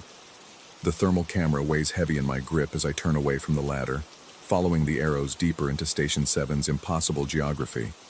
Behind me, I hear the sound of someone beginning to climb, boots scraping against rusted metal, descending toward a survey they've completed countless times before. The thermal ghosts watch us both, the one ascending and the one descending, and all the versions in between, with the patient attention of commuters who know their train will arrive eventually, on schedule, forever. The last thing I register before the tunnel curves and the entrance disappears from view is my own silhouette on the thermal display. A yellow-orange bloom among all the others, walking with rush-hour purpose toward something I've been searching for in 3 years of documentation. Or perhaps I've been searching for it longer than that, in all the versions of this survey that stretch backward through time, each one adding another plaque to that impossible wall. The arrows continue deeper. I follow. Behind me, the sound of footsteps on the ladder fades, replaced by the echo of my own boots against concrete, the rhythm perfectly synchronized with the rush-hour crowd that has always been here, waiting in the cold and the dark and the spaces between the maps. My watch still reads 2:47 a.m., and somewhere above, the city sleeps, unaware that beneath its streets, the morning commute has already begun and will never end.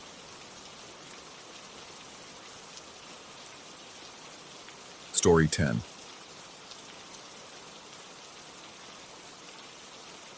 The foghorn's blast cut through the September night like a blade through silk.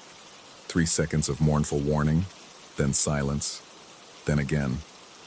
I'd been at Wickham Point Lighthouse for 2 days as a volunteer, and the rhythm had already worked its way into my bones. 3 seconds. 15 seconds of quiet. 3 seconds again. I stood in the lamp room, watching the beam sweep across the Atlantic, and tried to remember why I'd thought this would be a good escape from the city. The Historical Society had been desperate for weekend volunteers. The previous keeper had quit without explanation, they said, and they needed someone to maintain the automated systems and give tours to the occasional tourist who made the treacherous drive down the coastal road. The granite walls were 3 feet thick, and the cold seemed to seep from them like water from a sponge. Outside, waves crashed against the rocks 200 feet below, a constant percussion that never quite let you forget how isolated this place was. The nearest town sat 12 miles inland, and my phone had stopped getting signal the moment I crossed onto the peninsula. That first night, I'd been too tired to notice anything unusual. I'd unpacked my things in the keeper's quarters, a cramped room with a metal frame bed, a wooden desk, and a kerosene heater that fought a losing battle against the damp, and fallen asleep to the foghorn's lullaby. But on the second night, something changed. I was cataloging the supply closet when I first noticed the pattern. The foghorn was sounding, regular as a metronome, but beneath it I heard something else, a rhythm within the rhythm. Long blast, short, short, long. My father had been in the Navy. He'd taught me Morse code when I was 12, said it was a dying art worth preserving. I stopped counting blankets and listened, really listened. The horn wasn't just warning ships, it was spelling something. N-O. My hands went cold. I waited, counting the intervals, translating each burst of sound. R-T-H north. It was spelling north. Then came numbers, coordinates. I scrambled for my notebook, writing them down as the horn blared them into existence. 43 degrees, 71 degrees, minutes, seconds. When the sequence finished, the horn returned to its normal pattern. 3 seconds, 15 seconds, 3 seconds. I stared at the numbers I'd written. They looked familiar in a way that made my throat tight. I went down to the keeper's quarters and pulled out my laptop, booting it up on the last dregs of battery. There was a generator, but it was temperamental. The coordinates came up on the map application after a glacial loading time. My apartment. In Boston. The exact coordinates of my apartment building, down to the second. I told myself it was coincidence, that I'd misheard the horn, that fatigue and isolation were playing tricks on me, but I couldn't convince myself. I'd checked the numbers 3 times. That's when I found the diary. It was wedged behind the supply closet's bottom shelf, as if someone had shoved it there in a hurry. The leather cover was bone dry, despite the moisture that seemed to coat every surface in the lighthouse. No mildew, no water damage. The pages crackled when I opened them, stiff and pristine. The handwriting was cramped and urgent, filling every inch of paper as if the writer had been racing against time. Most entries were mundane: weather reports, supply inventories, notes about passing ships. But one page, near the middle, had been written in different ink, heavier, darker. Don't open when it's silent. That was all. No context, no explanation. The words had been pressed so hard into the paper that they'd nearly torn through. I flipped through the rest of the diary, looking for clarity. The entries became stranger toward the end. Notes about sounds that shouldn't exist. Observations about the fog that didn't match weather patterns. Complaints about equipment behaving oddly. The final entry was dated 3 weeks ago. The bell rang underwater today. The ocean was flat as glass, not a ripple for miles, but I heard it clear as Sunday service. Counted 57 rings before it stopped. Went down to the tide pools to look. Found my watch, the one I lost in RO3, still running, still set to the right time. But I've been wearing my watch all day. It's on my wrist right now. After that, blank pages. I checked the name written inside the front cover. Property of Edmund Thorne, assistant keeper, 1973-1974. The lighthouse had been automated in 1988. This diary was older than the automation, but someone had left it here recently. There wasn't enough dust on it. Someone wanted it found. Sleep didn't come that night. I lay in the metal bed, listening to the foghorn count off its warnings, and tried not to think about the coordinates, about my address being broadcast into the void, about the impossible preservation of a decades-old diary, about bells ringing underwater. The next morning, the ocean was calm, unnaturally calm. I'd never seen the Atlantic like this, smooth and glassy, reflecting the gray sky like a mirror.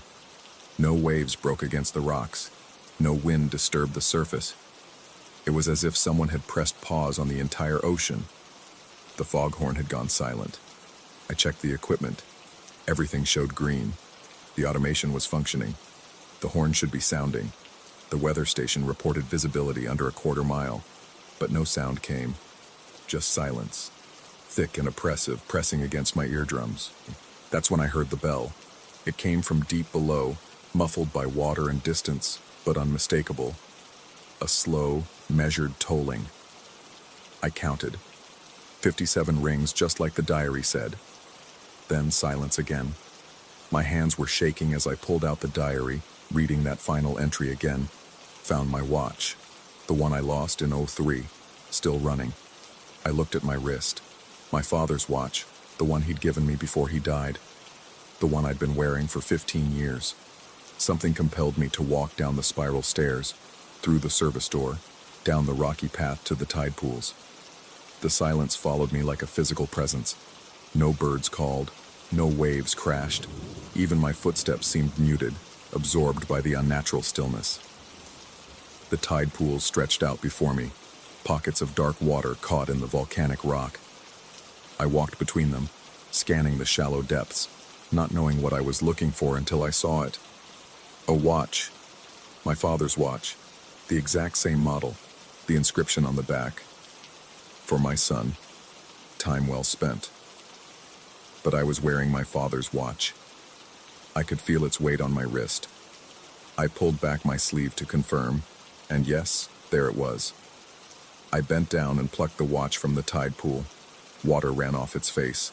I held them side by side, identical. The second hands moved in perfect synchronization. Both showed the correct time. The bell rang again underwater, closer now. I could feel it vibrating through the rocks beneath my feet. 71 rings this time. The degrees of longitude from the coordinates, from my address. I ran back to the lighthouse, both watches clutched in my hand, the diary tucked under my arm. The foghorn remained silent. Inside, I spread everything on the desk. The diary, both watches, my notebook with the coordinates. Don't open when it's silent. Open what? The diary was already open. The door, the windows. I looked around the keeper's quarters, searching for anything that might need opening. A trunk I'd assumed was empty. A closet I'd been using for my clothes. The equipment locker. Then I saw it. Set into the far wall, nearly invisible in the shadows. A small door, no more than 2 feet square. I'd assumed it was an old coal chute or storage access. The metal was red with rust, and a heavy padlock hung from the latch. The bell rang again, 43 times. The degrees of latitude. My hands found the key ring I'd been given when I arrived. Most of the keys had obvious purposes: lamp room, supply closet, main door. But there was one key I hadn't identified, smaller than the others, tarnished black with age. It fit the padlock. The bell rang continuously now, a steady tolling that seemed to come from every direction at once. The watches on the desk spun wildly, their hands whirling backward, forward, stopping, starting. The diary's pages flipped as if caught in a wind, though the air in the room was perfectly still. I knew I shouldn't open it. The warning was clear, but my hand was already on the padlock, already turning the key. The mechanism clicked open with surprising ease, as if it had been waiting, recently oiled, despite the rust. The bell stopped. The sudden silence was worse than the sound. My ears rang with the absence of it. I pulled the padlock free and reached for the door's handle. A blast from the foghorn made me jump. Then another. The normal pattern resuming. 3 seconds. 15 seconds. 3 seconds. I pulled my hand back from the small door. Sweat ran down my spine despite the cold. What was I doing? The warning had been explicit. I stepped away from the wall, breathing hard, trying to understand the impulse that had nearly driven me to ignore the only advice I'd been given. That night, I forced myself to go through the motions of my duties. I checked the lamp, verified the automation, recorded the weather. All routine, all normal. But nothing felt normal. The foghorn kept sounding its warning, and I kept listening for patterns that weren't there. The watches sat on the desk, both of them, and I couldn't bring myself to look at them directly. I tried to call the Historical Society, but my phone had no signal. The radio in the equipment room produced only static across every frequency. I was alone in the lighthouse, and something was very wrong. Sleep came in brief snatches. I dreamed of bells ringing in churches I'd never visited, of finding duplicates of my belongings scattered across the rocks, of opening the small door to find nothing but darkness. A darkness that had weight and substance, that reached out with invisible fingers to touch my face. I woke to silence. The foghorn had stopped again. I checked my watch, both watches, because I'd strapped the duplicate to my other wrist, and saw it was 3 a.m. The fog should be thick at this hour. The horn should be sounding. The bell rang underwater. A new rhythm this time, faster. Urgent. I went to the window and looked out at the ocean. The moon had emerged from behind clouds, illuminating the flat water. And there, just visible in the silver light, something broke the surface. A shape, too regular to be a rock, too large to be driftwood. It looked like the top of a tower, like the crown of another lighthouse, half submerged, rising from the depths. The bell rang from inside it, from a lighthouse that had been underwater. That shouldn't exist.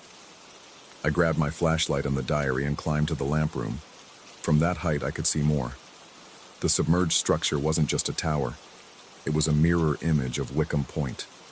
The same architecture, the same dimensions, rising from the water at the exact spot where the tide pool should be, where I'd found the watch. The diary fell open to a page I hadn't noticed before. The paper looked newer than the rest, inserted between the original entries. The handwriting was different, more recent. There are 2 lighthouses. There have always been 2 lighthouses. One above, one below. One warns ships of the rocks.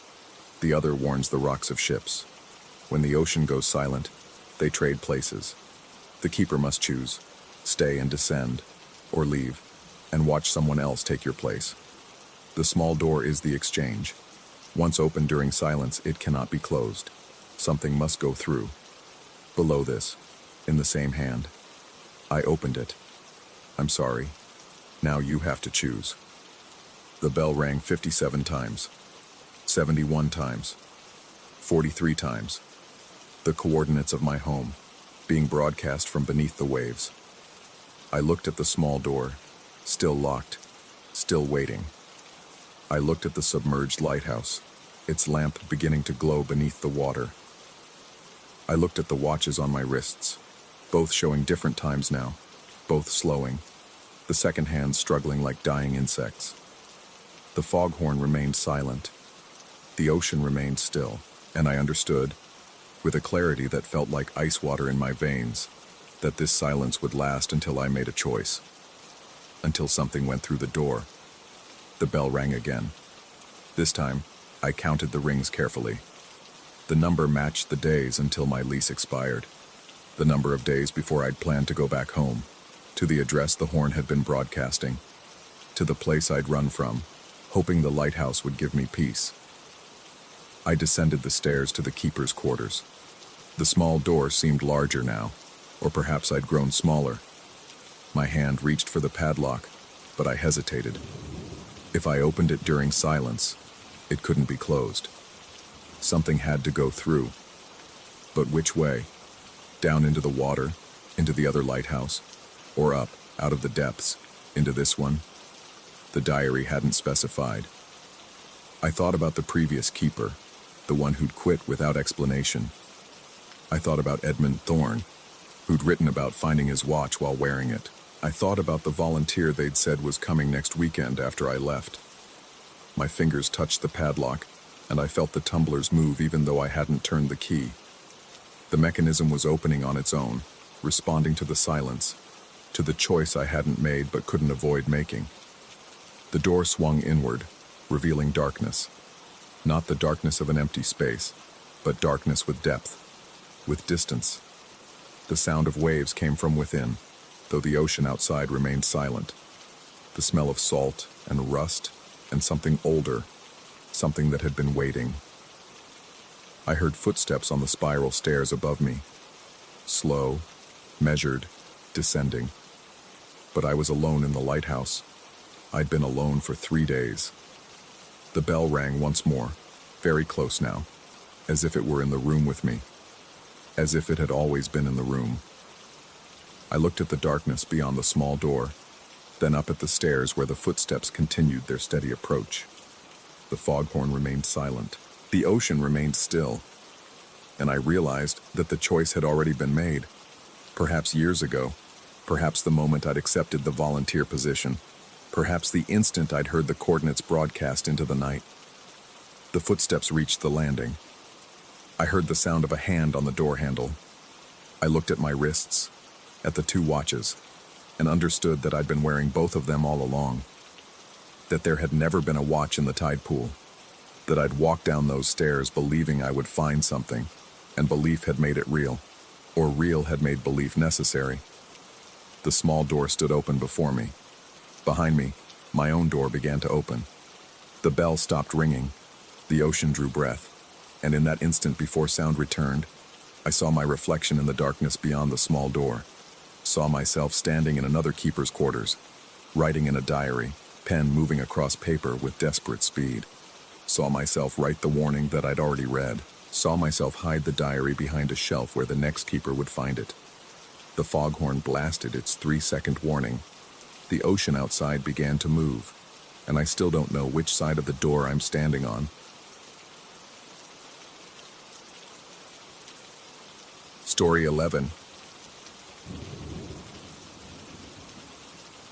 The fluorescent lights in the municipal shelter hummed with that particular frequency that makes your teeth ache if you listen too long.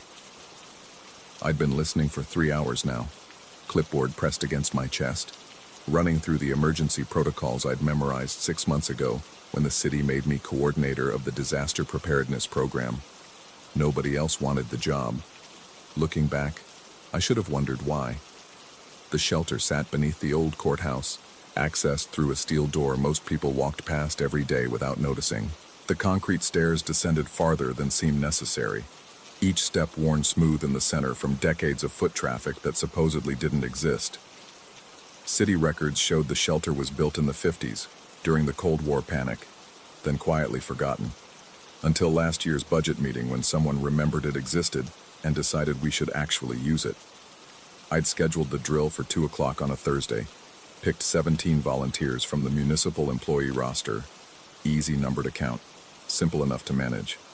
The weather report promised clear skies all week, no chance of actual emergency, just a clean simulation to satisfy the state requirements and get everyone back to their desks by 3:30. They arrived in clusters, complaining about the interruption, checking their phones one last time before the thick walls would cut off the signal. I recognized most of them. Trevor from Public Works, perpetually sunburned. The 2 women from the assessor's office whose names I could never keep straight. Jenkins from Planning, who always smelled like coffee and photocopier ink. Others whose faces I knew from hallways and meetings, but whose names existed in that foggy territory of professional acquaintance. "All right, everyone," I called out, voice echoing off the curved concrete walls. The shelter was longer than it was wide, a tube carved into the earth, lined with ancient bunk beds and shelves stocked with supplies nobody had checked in decades. "I'm going to call roll, then seal the door, and walk through the basic protocols." I read from my list. 17 names, arranged alphabetically. Each person responded with varying degrees of enthusiasm or irritation. Some raised hands, some just grunted. I made check marks, counted heads, did the math twice. 17 voices, 17 responses. But when I looked up from the clipboard, my eyes kept landing on 16 people. I counted again, slower this time, pointing subtly as I swept my gaze across the room. Trevor near the door, the assessor women sitting together on a bottom bunk, Jenkins by the supply shelves, the others scattered throughout the space. 16 bodies.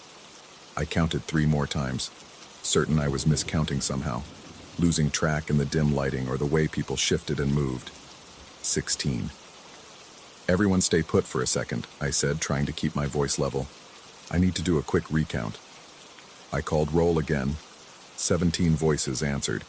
17 distinct responses came from the assembled group. I strained to watch, to see who was speaking, to catch someone answering twice. But each name produced an answer from a different direction, from people I could see. The shelter suddenly felt smaller, the air thicker. I loosened my collar and read through the list a 3rd time, this time watching intently, trying to match every voice to every body. "Present." "Here." "Yeah, I'm here." 17 responses. I counted the physical bodies again. 16 people stood or sat before me. My hand trembled slightly as I made a notation on the clipboard. Probably just miscounted. The light was poor, and people moved around. That was it. Had to be.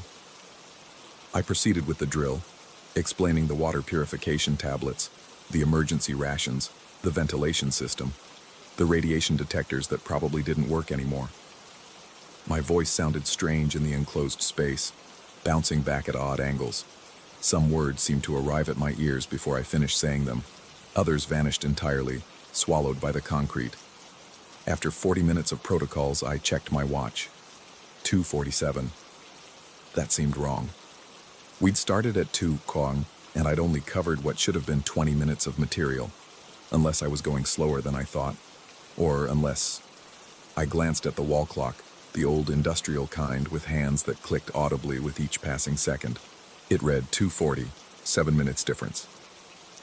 I pulled out my phone, but as expected, no signal down here. The time display flickered, seemed to struggle, then settled on 2:47, the same as my watch. I turned back to the wall clock. Now it read 2:41. "Okay," I said, voice tighter than I wanted. That's the basic overview. Now I'm going to seal the main door to simulate actual shelter conditions. Don't worry, I'm not locking it, just closing it. The drill requires us to experience the full environmental conditions. Nobody objected. Most looked bored, ready to get this over with. I walked to the heavy steel door, gripped the handle and pulled. The hinges screamed. Not just squeaked, screamed, like metal tearing, like something in pain. The sound raised every hair on my arms. I paused, examining the hinges. They were orange with rust, flaking, as if the door hadn't been opened in years. But I'd walked through it 30 minutes ago. It had been clean then, recently oiled. I was certain of it, wasn't I? I pulled harder, and the door swung closed with a boom that shuddered through the floor. The sound seemed to go on too long, reverberating, multiplying. In the sudden sealed silence that followed, I could hear everyone breathing, could hear the electrical hum intensifying, could hear something else too. A sound like whispering, like fabric brushing against fabric, coming from no specific direction. Right, I said, turning back to the group. Now we wait 15 minutes, then I'll open it and we can all head back to work. I counted again, this time without being obvious about it, letting my eyes drift naturally across the room as I talked about emergency procedures. 16 people. But when I called for questions, and someone in the back asked about the ventilation system, I couldn't see who had spoken. The voice came from the area where 3 people stood, but none of them had moved their lips. None of them looked like they'd just asked a question. The ventilation, I said slowly, is automatic, pulls air through those grates on the ceiling. As I pointed up, I noticed something about the shadows. They were wrong. The fluorescent lights hung directly overhead, should have cast shadows straight down. Instead, every shadow in the room angled slightly to the left, as if responding to a light source that didn't exist. And some of the shadows seemed too long. Some seemed to move independently of the people casting them, shifting when their owners stood perfectly still. The whispering grew louder, or maybe I was just noticing it more. It sounded like words, almost, like fragments of conversation happening just outside my ability to parse meaning. I looked at the others, wondering if they heard it too, but everyone seemed focused on their phones, frowning at the lack of signal, probably calculating how much work was piling up in their absence. My watch now read 2:53. The wall clock read 2:44. My phone display flickered between different times, never settling. Let's go ahead and wrap this up early, I said. The words came out too fast, too loud. I think we've covered the main points. I walked back to the door and gripped the handle. It felt colder than before, and when I pulled, the rust had spread further. Orange flakes fell like snow. The door wouldn't budge. I pulled harder, putting my weight into it, and it groaned but didn't move. The rust seemed to be spreading as I watched, blooming across the metal surface like a disease. Is it stuck? Jenkins asked, stepping closer. Just rusted, I said, trying to keep my voice calm. Hasn't been used in a while.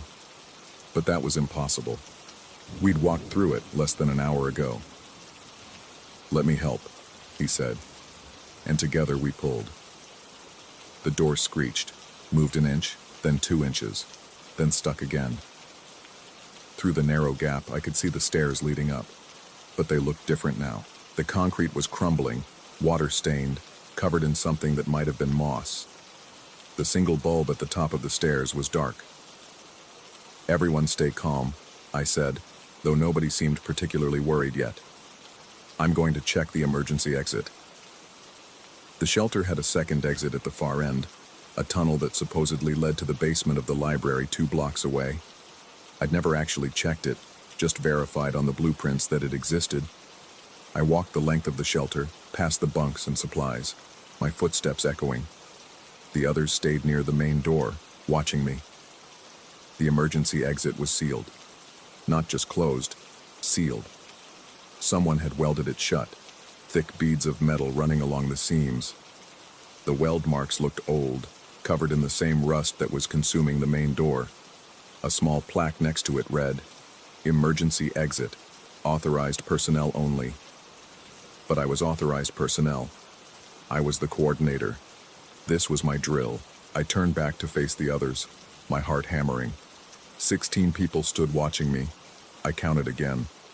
Definitely 16. But when I looked at my clipboard, my original roster showed 17 check marks. 17 names called, 17 responses. And then I saw the list taped to the inside of the door frame. An old list yellowed with age, titled Shelter Capacity, 1958. It showed names of city employees assigned to the shelter in case of nuclear attack. I scanned down, not really reading, until one name jumped out at me. Whitmore. That was my mother's maiden name. The name I'd had until I was 12 before my stepfather adopted me and I took his surname. A name I hadn't used in 25 years. A name that shouldn't exist on any current municipal document.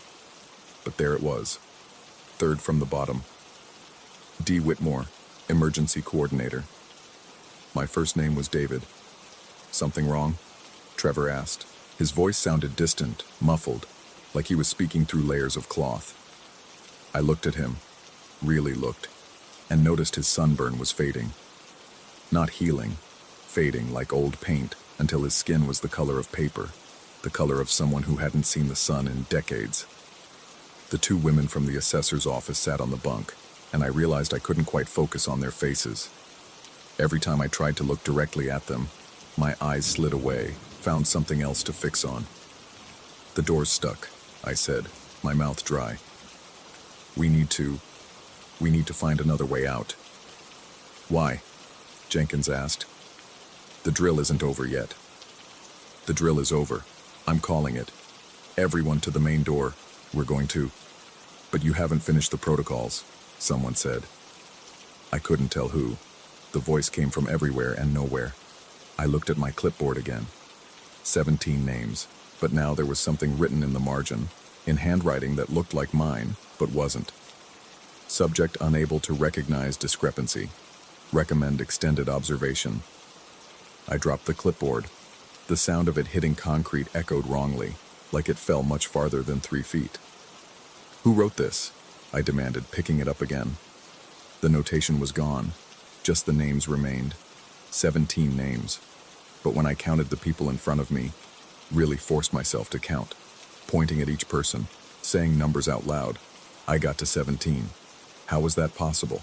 A moment ago there were 16. I'd counted multiple times. Hadn't I? I pressed my palms against my eyes, trying to clear my head. When I opened them, my watch read 2:39. The wall clock read 2:55. Time was running in different directions, flowing backward and forward simultaneously.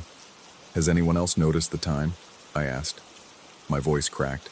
They looked at me with expressions that might have been concern, or might have been something else.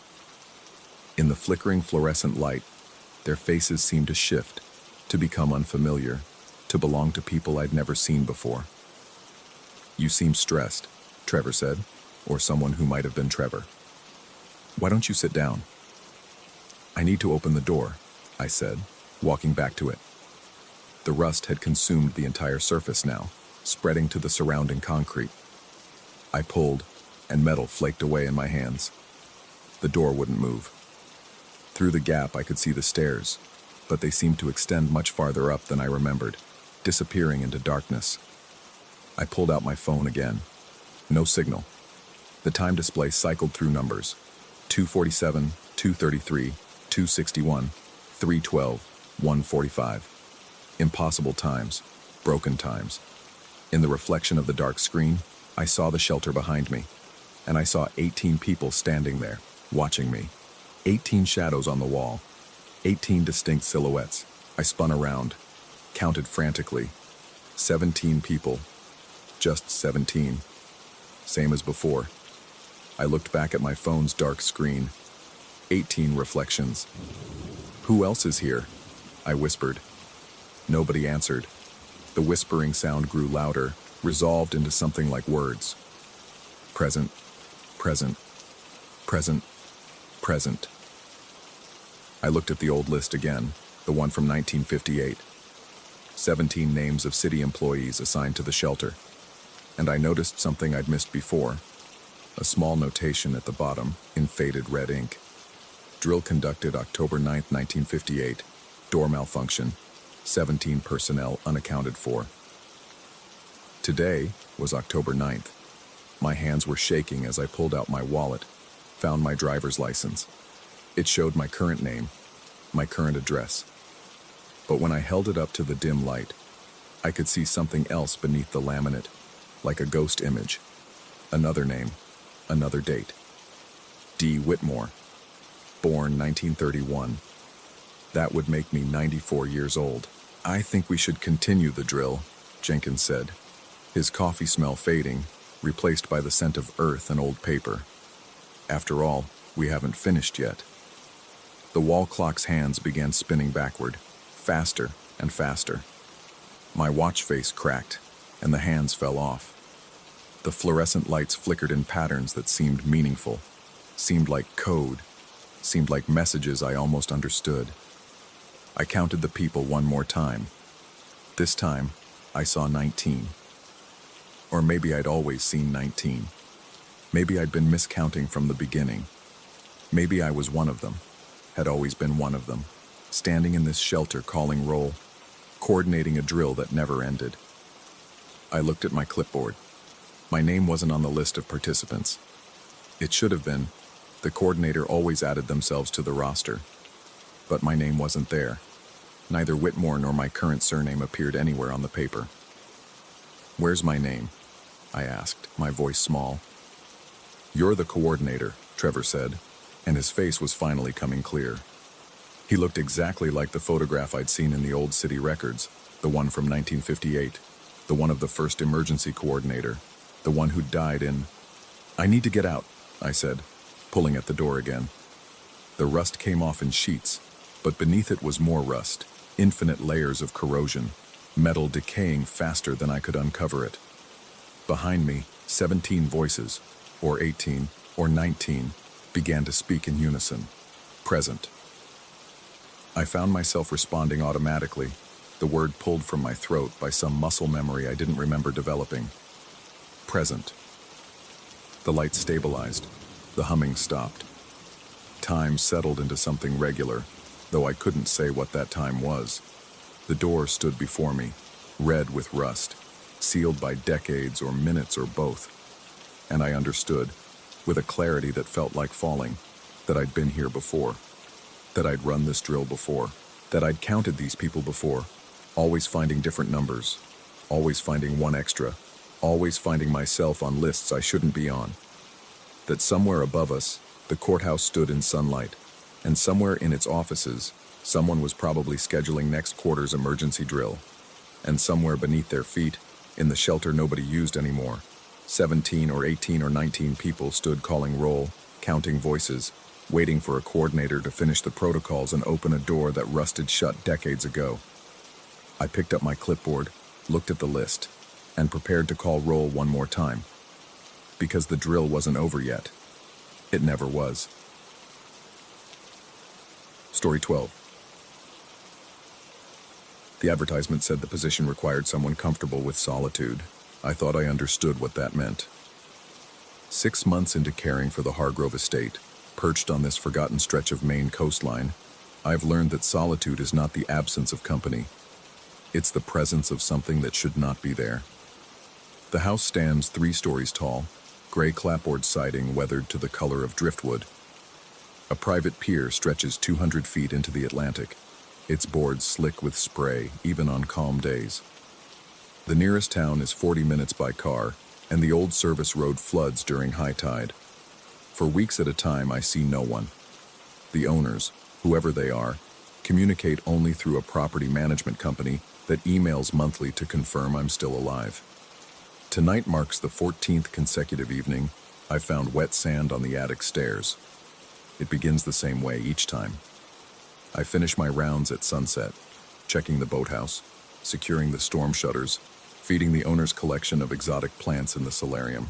Then I retreat to my quarters on the 2nd floor, a converted bedroom overlooking the water. I read until exhaustion pulls me under, usually around 11. The first time I noticed the sand, 3 weeks ago, I convinced myself I'd tracked it in. The next morning I spent an hour examining my boots, my clothes, every possible source. My routine never takes me near the beach. The pier, yes, but those boards are sealed and scrubbed clean by wind and water. No sand collects there, yet every night the trail appears. Damp granules pressed into the grooves of each wooden step leading to the third floor. The pattern is consistent, a shuffling gait, slightly wider than my own footprint, as if someone had waded through surf and climbed directly into the house, bypassing the ground floor entirely. I stopped going to the attic after the fourth night. The trail camera arrived yesterday.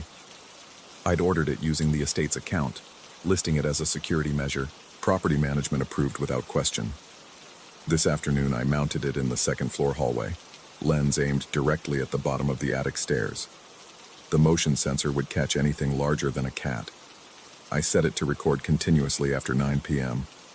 Now I sit on my bed, laptop open, watching the live feed. The hallway appears in grainy, green-tinged night vision. The attic door stands closed at the top of the frame. I can see the first 3 steps clearly. They're dry. 10:47 p.m. My eyes burn from staring at the screen. Nothing has moved except the slight sway of shadows as the house settles. I consider making coffee, but the kitchen is downstairs and something about leaving my room tonight feels unwise. Instead, I stand and stretch, approaching my window. The moon hangs full and bloated over the water, painting a silver path across the waves. The pier extends like a pointing finger into that light. For a moment, I think I see something at its far end, a dark shape hunched against the railing, but when I blink, it's gone. Just the old telescope mount, probably, or a cormorant roosting for the night. Behind me, a sound reaches my ears that shouldn't exist. Wind chimes. The estate has a set hanging from the porch roof, ornate copper tubes that produce deep, resonant notes. On windy days, they create an almost mournful song. But tonight the air is completely still. I've been watching the water for 10 minutes, and not a single ripple disturbs its surface. The trees beyond the house stand motionless, yet the chimes ring with perfect clarity. 3 slow tones, like a doorbell, announcing an unwelcome visitor. I return to the laptop. The hallway feed shows nothing. 11:03 p.m. Now. My heartbeat sounds loud in my ears. The chimes fall silent. Then on the screen, something changes. The feed flickers. For half a second, the image pixelates, and when it resolves, I'm no longer looking at the hallway. Instead, the camera shows the front porch, the view. I should see if I were standing outside looking in. I can see the wicker furniture, the welcome mat, the darkness beyond the property line. The perspective is all wrong. I refresh the app. The camera's indicator shows green, connected, recording. But the image hasn't changed. I'm watching the porch. My door is closed, locked from the inside. Through its wood, I hear a sound that turns my mouth dry. Wet footsteps in the hallway. The shuffle of something moving across hardwood, leaving behind the distinct squelch of sodden cloth. It passes my door without pausing and continues toward the attic stairs. I watch the laptop screen helplessly. The camera should be showing me exactly what's in that hallway, but instead I'm staring at an empty porch swaying slightly, as if someone were holding the camera and breathing.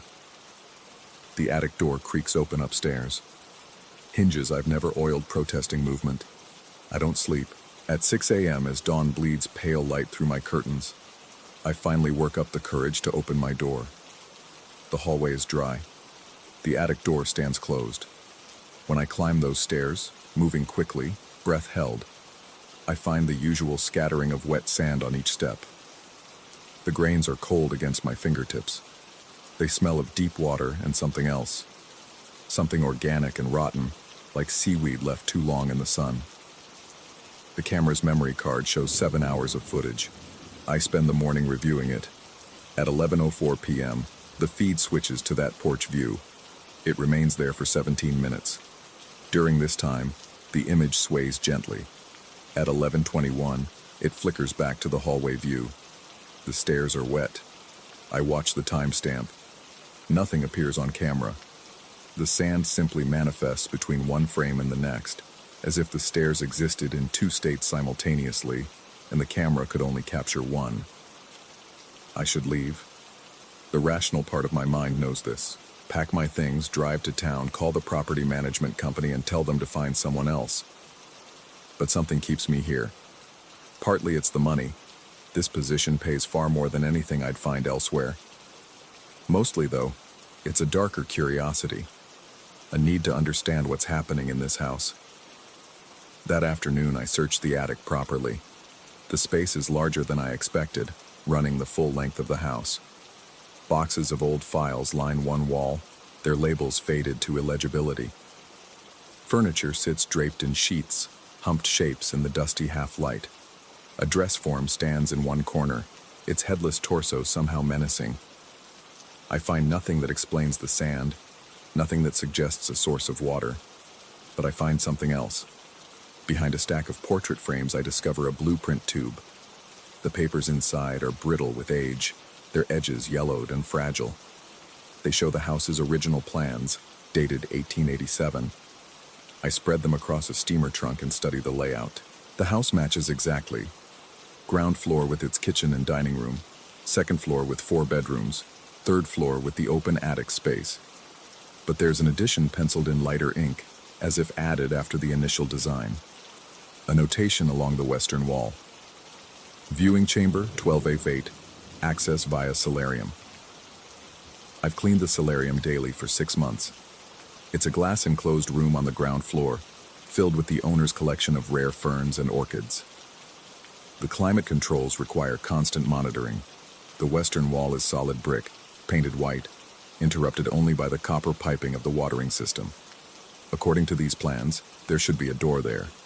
The plants block most of the wall. It takes me 20 minutes to carefully move the larger specimens, a bird of paradise that stands taller than I am, several massive ferns in ceramic pots, a sprawling philodendron that's grown into a small jungle. Behind them, the white paint shows undisturbed. I run my hands along the surface, searching for seams, for any indication of a sealed doorway. My knuckles rap against brick, solid, unmistakable. Then I notice the sound changes. Near the floor, behind a cluster of smaller pots, my knocking produces a hollow thunk. I crouch down, pushing aside a collection of succulents. The brick there looks identical, but when I press against it, I feel the faintest give. Not movement exactly, but something less than absolute solidity. The chimes begin ringing again. This time they don't stop. They continue their 3-note pattern over and over, loud enough that they seem to originate from inside my skull. I stumble from the solarium into the dining room, hands pressed against my ears. But the sound follows. It's not coming from outside. It's not coming from anywhere. When I reach the second floor landing, the ringing finally ceases. The attic door stands open. I haven't touched it since this morning. The house is supposed to be empty except for me. Yet the door gapes wide, revealing the darkness beyond. No lights burn in the attic. I know I should close it, should lock it, should do anything except what I find myself doing. I climb the stairs. The sand is still there, gritty under my shoes. At the top, I fumble for the light switch. The single bulb throws harsh illumination across the cluttered space, creating deep shadows between the boxes and furniture. Everything looks exactly as I left it. The blueprint tube still rests on the steamer trunk, except now there are wet footprints leading from the top of the stairs to the far wall, and back again, and forth once more. A pacing pattern, as if something had walked back and forth in the hours since I left. The prints are the same size as the sand patterns on the stairs. Bare feet, human-shaped but somehow wrong. The toes are too long, the arch too pronounced. They glisten in the light, still damp. I follow them with my eyes. They terminate at the wall opposite the stairs. The southern wall, facing the ocean. The wall where a shuttered window provides the only view of the pier. I approach it slowly, my breath coming shallow and fast. Through the slats, I can see the water, the pier, and something else. At the pier's end, barely visible in the afternoon light, a figure stands facing the house. It's too distant to make out details. Just a dark shape, human-sized, absolutely motionless. I watch it for 5 minutes. 10. It doesn't move. doesn't shift position. The waves rock gently against the pylons. Seabirds circle overhead. The figure remains static as a photograph. I close the shutters. My hands shake as I descend the stairs. I walk through the house to my bedroom, pack a bag with essentials, retrieve my car keys from the kitchen counter. I will leave now, right now, this moment. I will drive to town and never return, and I don't care about the money or the job or any of it. But when I open the front door, I stop. The pier is empty. I'm looking directly down its length from the porch. I can see every board, every post, clear to where it ends at the swimming platform. Nothing stands there. Nothing moves except the water and the wind. The chimes hang silent overhead despite a breeze strong enough to tug at my jacket. I close the door, lock it, return to my room. I tell myself I imagined the figure. Stress and isolation playing tricks. The wet footprints were condensation somehow. The blueprint was a fantasy, a proposed addition that was never built. The camera glitch was just that, a glitch. All of it explicable, all of it ordinary. That night I don't check the stairs. I take 2 sleeping pills and force myself under. My dreams are dark and filled with the sound of water. I wake to my door rattling in its frame. 3:33 a.m. according to my phone. Something is trying the handle, testing it with rhythmic pulls. Not violent or aggressive, but persistent, patient. The handle turns down, catches on the lock, releases, turns down again. The same 3-beat pattern as the chimes. My voice croaks out before I can stop myself. Who's there? The rattling stops.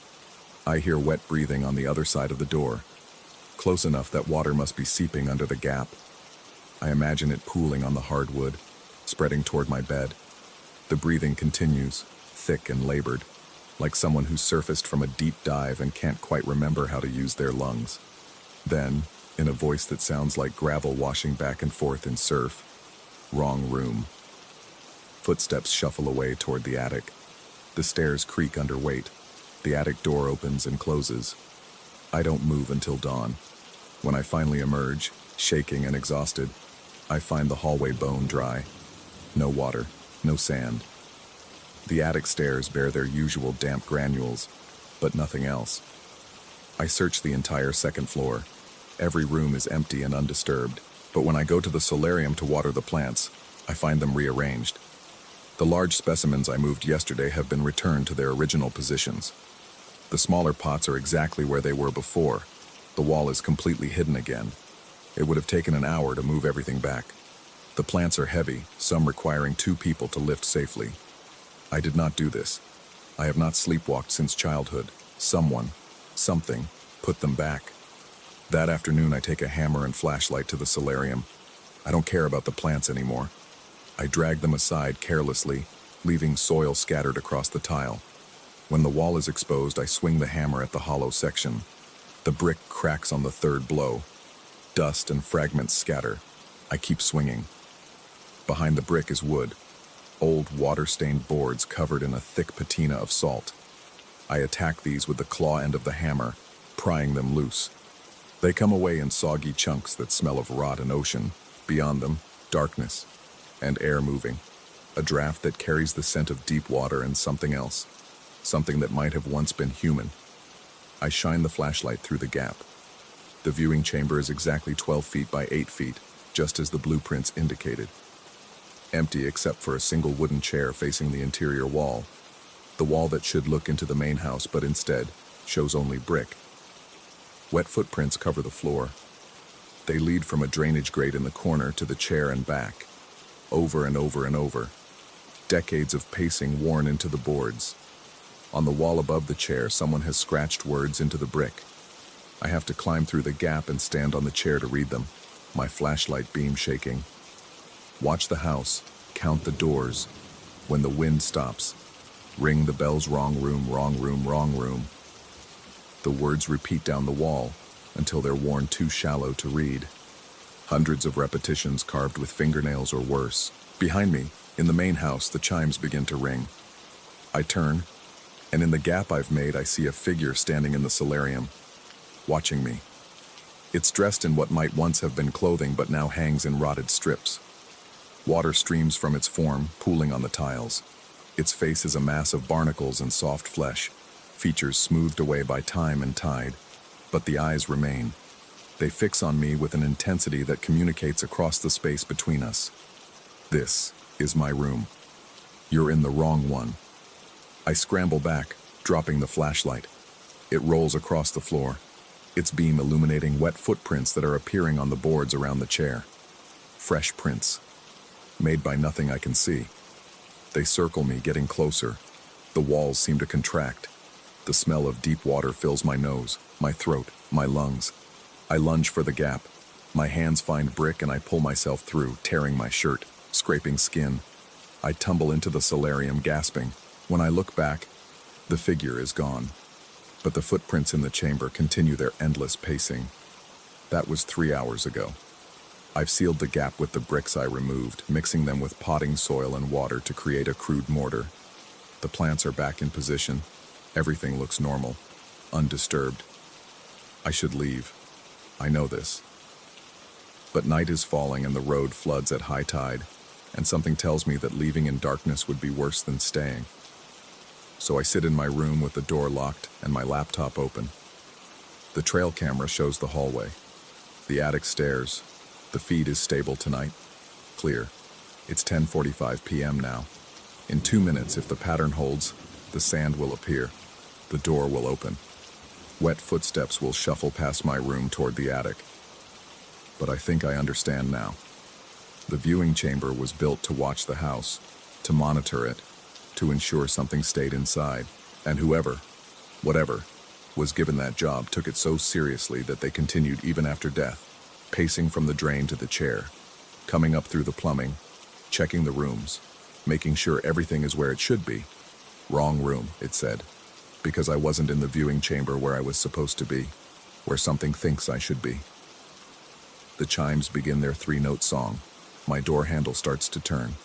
On the laptop screen, the feed flickers. For just a moment it shows the viewing chamber, the chair, the scratched words on the wall, and sitting in that chair, soaking wet and patient, a figure with my face. Then the feed cuts to black, and in the darkness of my room I hear wet breathing getting closer.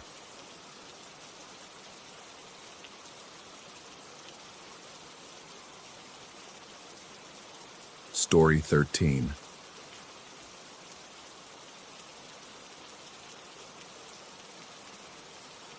The call came in at 11:47 p.m. A freight elevator registering weight changes between floors while the cabin sat motionless on the ground level. I'd been fixing elevators for 15 years, and phantom weight readings usually meant a faulty load sensor or loose wiring. Simple fix. An hour's work. Tops. I should have known better when the building manager refused to meet me there. The warehouse district building stood alone on a street where most structures had been condemned years ago. 8 floors of red brick and narrow windows, the kind of place that shipped textiles in the 20s and now housed whatever businesses could afford the cheap rent. The lobby smelled of mildew and ancient cigarette smoke, though the no smoking signs looked newer than anything else in the space. The freight elevator waited at the end of a dim corridor, its accordion gate folded open like a metal mouth. My flashlight beam caught the worn floor of the cabin, scuffed and stained from decades of cargo. The control panel inside was simple, numbered buttons from 1 to 8, plus ground level. Between the 8 and the ground floor button, there was only smooth metal, slightly darker than the rest of the panel. Not darker from age, darker from touch. I stepped inside and immediately felt it, a draft rising from below, strong enough to move the air around my ankles. Elevator shafts always had some airflow, but this was different. Pressurized, as if something below was breathing out. The smell hit me next. Oil, yes, the usual mechanical scent of gears and cables. But underneath it, something else. Salt. Not ocean salt, not the clean mineral bite of sea air. This was organic salt, the kind that comes from sweat, from tears, from the fluids that leak from bodies under stress. I pressed the button for the 8th floor, and the elevator lurched upward with a mechanical groan that resonated through my chest. The cable housing creaked. Through the gate's metal lattice, I watched the shaft walls slide past. Exposed brick, occasional graffiti, layers of paint applied and peeling through generations. Between the 7th and 8th floors, my flashlight caught something that made me pause. Marks on the brick. Long scratches, running vertical, as if something had dragged fingernails down the wall while falling, or while climbing. The 8th floor was silent. Empty hallways stretched in both directions, lit by emergency lights that cast everything in sickly green. I checked the elevator's external panel, testing the circuits, examining the cable connections. Everything read normal. The weight sensor functioned perfectly. According to the diagnostics, there was no phantom load. Yet when I radioed down to the monitoring station, the readout showed 340 pounds moving between floors 3 and 5. I was standing right beside the elevator. It wasn't moving. My radio crackled. The security guard on duty confirming that yes, the elevator was definitely in motion on his screen. Would I please check what was going on? I told him I was looking at a stationary elevator, and there was a long pause before he suggested that maybe I should come back down. I should have listened. Instead, I opened the manual override panel beside the elevator shaft door and shone my light down into the darkness. The main cabin sat directly below me where I'd left it, perfectly still. The cables hung straight and motionless, but I heard something down there. A wet, rhythmic sound, like breathing through congested lungs, or water dripping onto something soft. The air rising from the shaft intensified, and with it came that salt smell, stronger now, mixed with something copper and wrong. I've cleaned blood off accident sites before. This wasn't quite that, but it was in the same family. I pulled out my phone to take a photo, and that's when I noticed the graffiti on the shaft wall directly across from me. Fresh marker, still chemical sharp in scent. They walk between.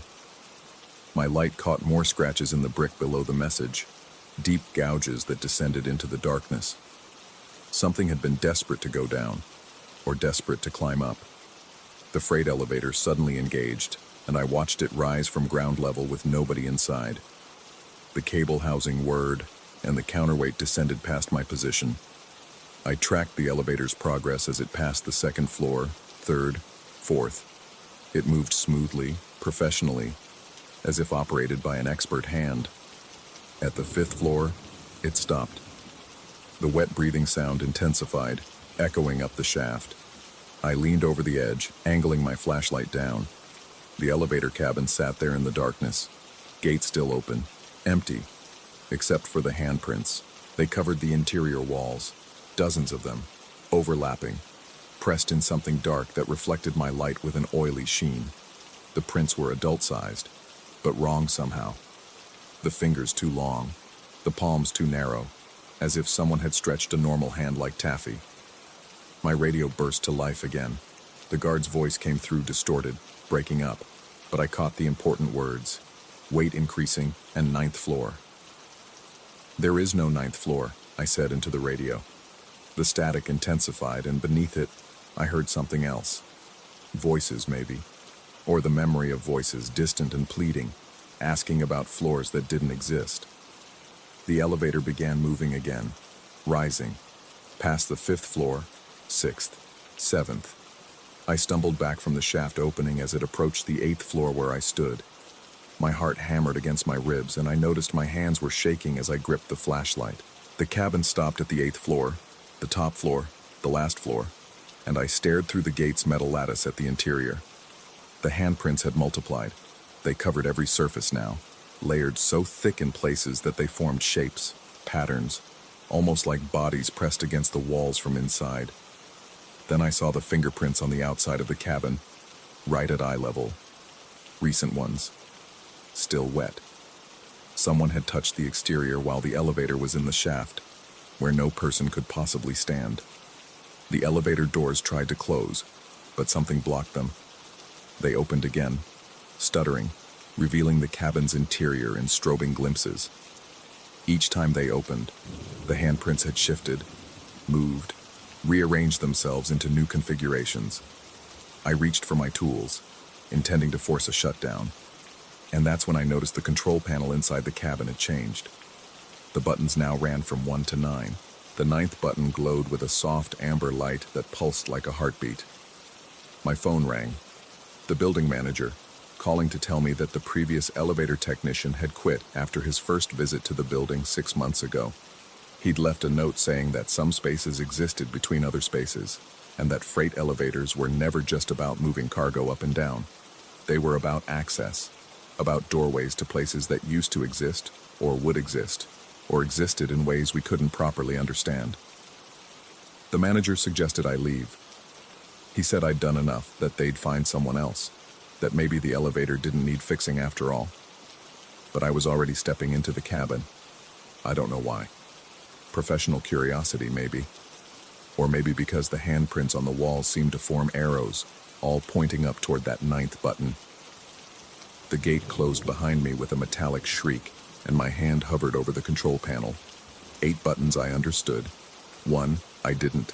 The ninth glowed brighter now, and I could feel heat radiating from it, could smell that salt and copper smell intensifying until my eyes watered. I pressed it. The elevator didn't move. Not at first, but the quality of the air changed, became heavier, thicker, as if the atmosphere itself was compressing. The handprints on the walls began to move, sliding across the metal surfaces like something alive. They weren't prints anymore. They were hands. Dozens of them, hundreds maybe, pressed against the inside of the cabin from somewhere else, trying to push through. The elevator lurched, but not upward or downward. The motion was wrong, sideways and diagonal, and through dimensions that made my stomach turn. The cables screamed with tension, and I looked through the gate to see the shaft walls sliding past impossibly fast. Except we weren't moving through space. We were moving through something else. The 8th floor landing vanished. The 7th appeared, then flickered and became something that might have been the 7th floor once, in a version of the building that no longer existed. The walls were different, the paint newer, the lights older. Then that version flickered away too, replaced by another and another. Each one a ghost of a building that occupied the same physical location, but existed in a different moment, a different probability. The elevator stopped between floors, and I watched through the gate as a landing appeared that shouldn't exist, the 9th floor. But it wasn't a floor in the traditional sense. It was a space that existed in the gap between the 8th and the ground, a landing that occupied no physical distance but somehow contained infinite depth. The corridor beyond the gate was wrong. Too long, too narrow, lined with doors that didn't quite fit their frames. The walls breathed, actually breathed, expanding and contracting with slow, wet movements. The salt smell was overwhelming now, and I could hear things moving in that corridor. Things that made sounds like footsteps but with too many beats, too many impacts. The handprints inside the cabin pulled back suddenly, leaving the walls clean, and in the silence that followed, I heard a voice. Not through my radio, not from outside, from inside my own head, speaking with a cadence that hurt to process. This is where they wait. The ones who fell between. The ones who rode but never arrived. The maintenance workers who opened the wrong doors. The cargo that was loaded but never unloaded. Everything the building swallowed exists here, in this floor that isn't a floor, this space between spaces. I backed away from the gate, pressed myself against the far wall of the cabin. The 9th floor's corridor was empty but felt impossibly crowded, as if hundreds of people stood just outside my vision, pressing close, breathing that wet, ragged breath that echoed up and down the shaft. My hands found the control panel, slammed the ground floor button. The elevator shuddered, and for a terrible moment, I thought it wouldn't respond, thought I'd be stuck there forever in that space between. But then we dropped, falling fast, too fast, and the 9th floor's landing vanished above me. The descent felt endless. I watched through the gate as floors appeared and disappeared. 8, 7, 6, 5, but also floors that didn't exist, numbered in ways that made no sense. Floor -3, floor M, floor. Each one showed glimpses of corridors, of spaces that shouldn't fit inside the building's physical dimensions. We hit ground level hard enough to buckle my knees. The gate sprang open, and I stumbled out into the lobby, gasping, my shirt soaked through with sweat that smelled wrong, like salt, like that corridor, like I'd brought something back with me. The security guard wasn't at his desk. The monitor showed the elevator's position as normal, ground floor, no phantom weight readings. Everything looked fine, except for my hands. I held them up in the lobby's dim light and saw the smudges on my palms. Dark, oily marks that looked like someone else's handprints. Someone with fingers too long, palms too narrow. Someone who'd touched me in that space between spaces and left part of themselves behind. I've tried to wash them off. Every night for the past 2 weeks, I've scrubbed until my skin is raw. But the prints remain, and sometimes, in the moment between waking and sleeping, I feel pressure on my palms, as if something is still holding my hands, as if something came back with me from the 9th floor. And pressing down on those marks, counting them, I realize there are 9 distinct fingerprints on each palm. More than 5. More than human. The elevator in my apartment building has started making sounds at night, mechanical groans that rise from the shaft, accompanied by that smell, oil and salt and something else. Yesterday I noticed the control panel has changed. There's a new button between the top floor and the roof access. It glows amber in the dark. I haven't pressed it yet, but every night the glow gets brighter, and I feel those handprints on my palms grow warmer, and I think about access, about doorways, about spaces that exist between other spaces, and I wonder if the 9th floor was ever really there at all, or if I brought it back with me, if it's spreading now, infecting other buildings, other elevators, creating new spaces between floors where things that fell through can finally wait, and breathe, and reach out with hands that have too many fingers. The freight elevator still operates in that warehouse district building. According to the service logs, it runs perfectly now. No more phantom weight readings. No more irregularities. But sometimes, late at night, the security footage catches something moving in the shaft. Something that climbs the cables between floors 7 and 8, moving with too many limbs, touching the brick with hands that leave prints no one ever cleans off. And the building manager no longer answers calls about the elevator. He's been spending a lot of time between floors lately, they say, walking where the 9th floor waits.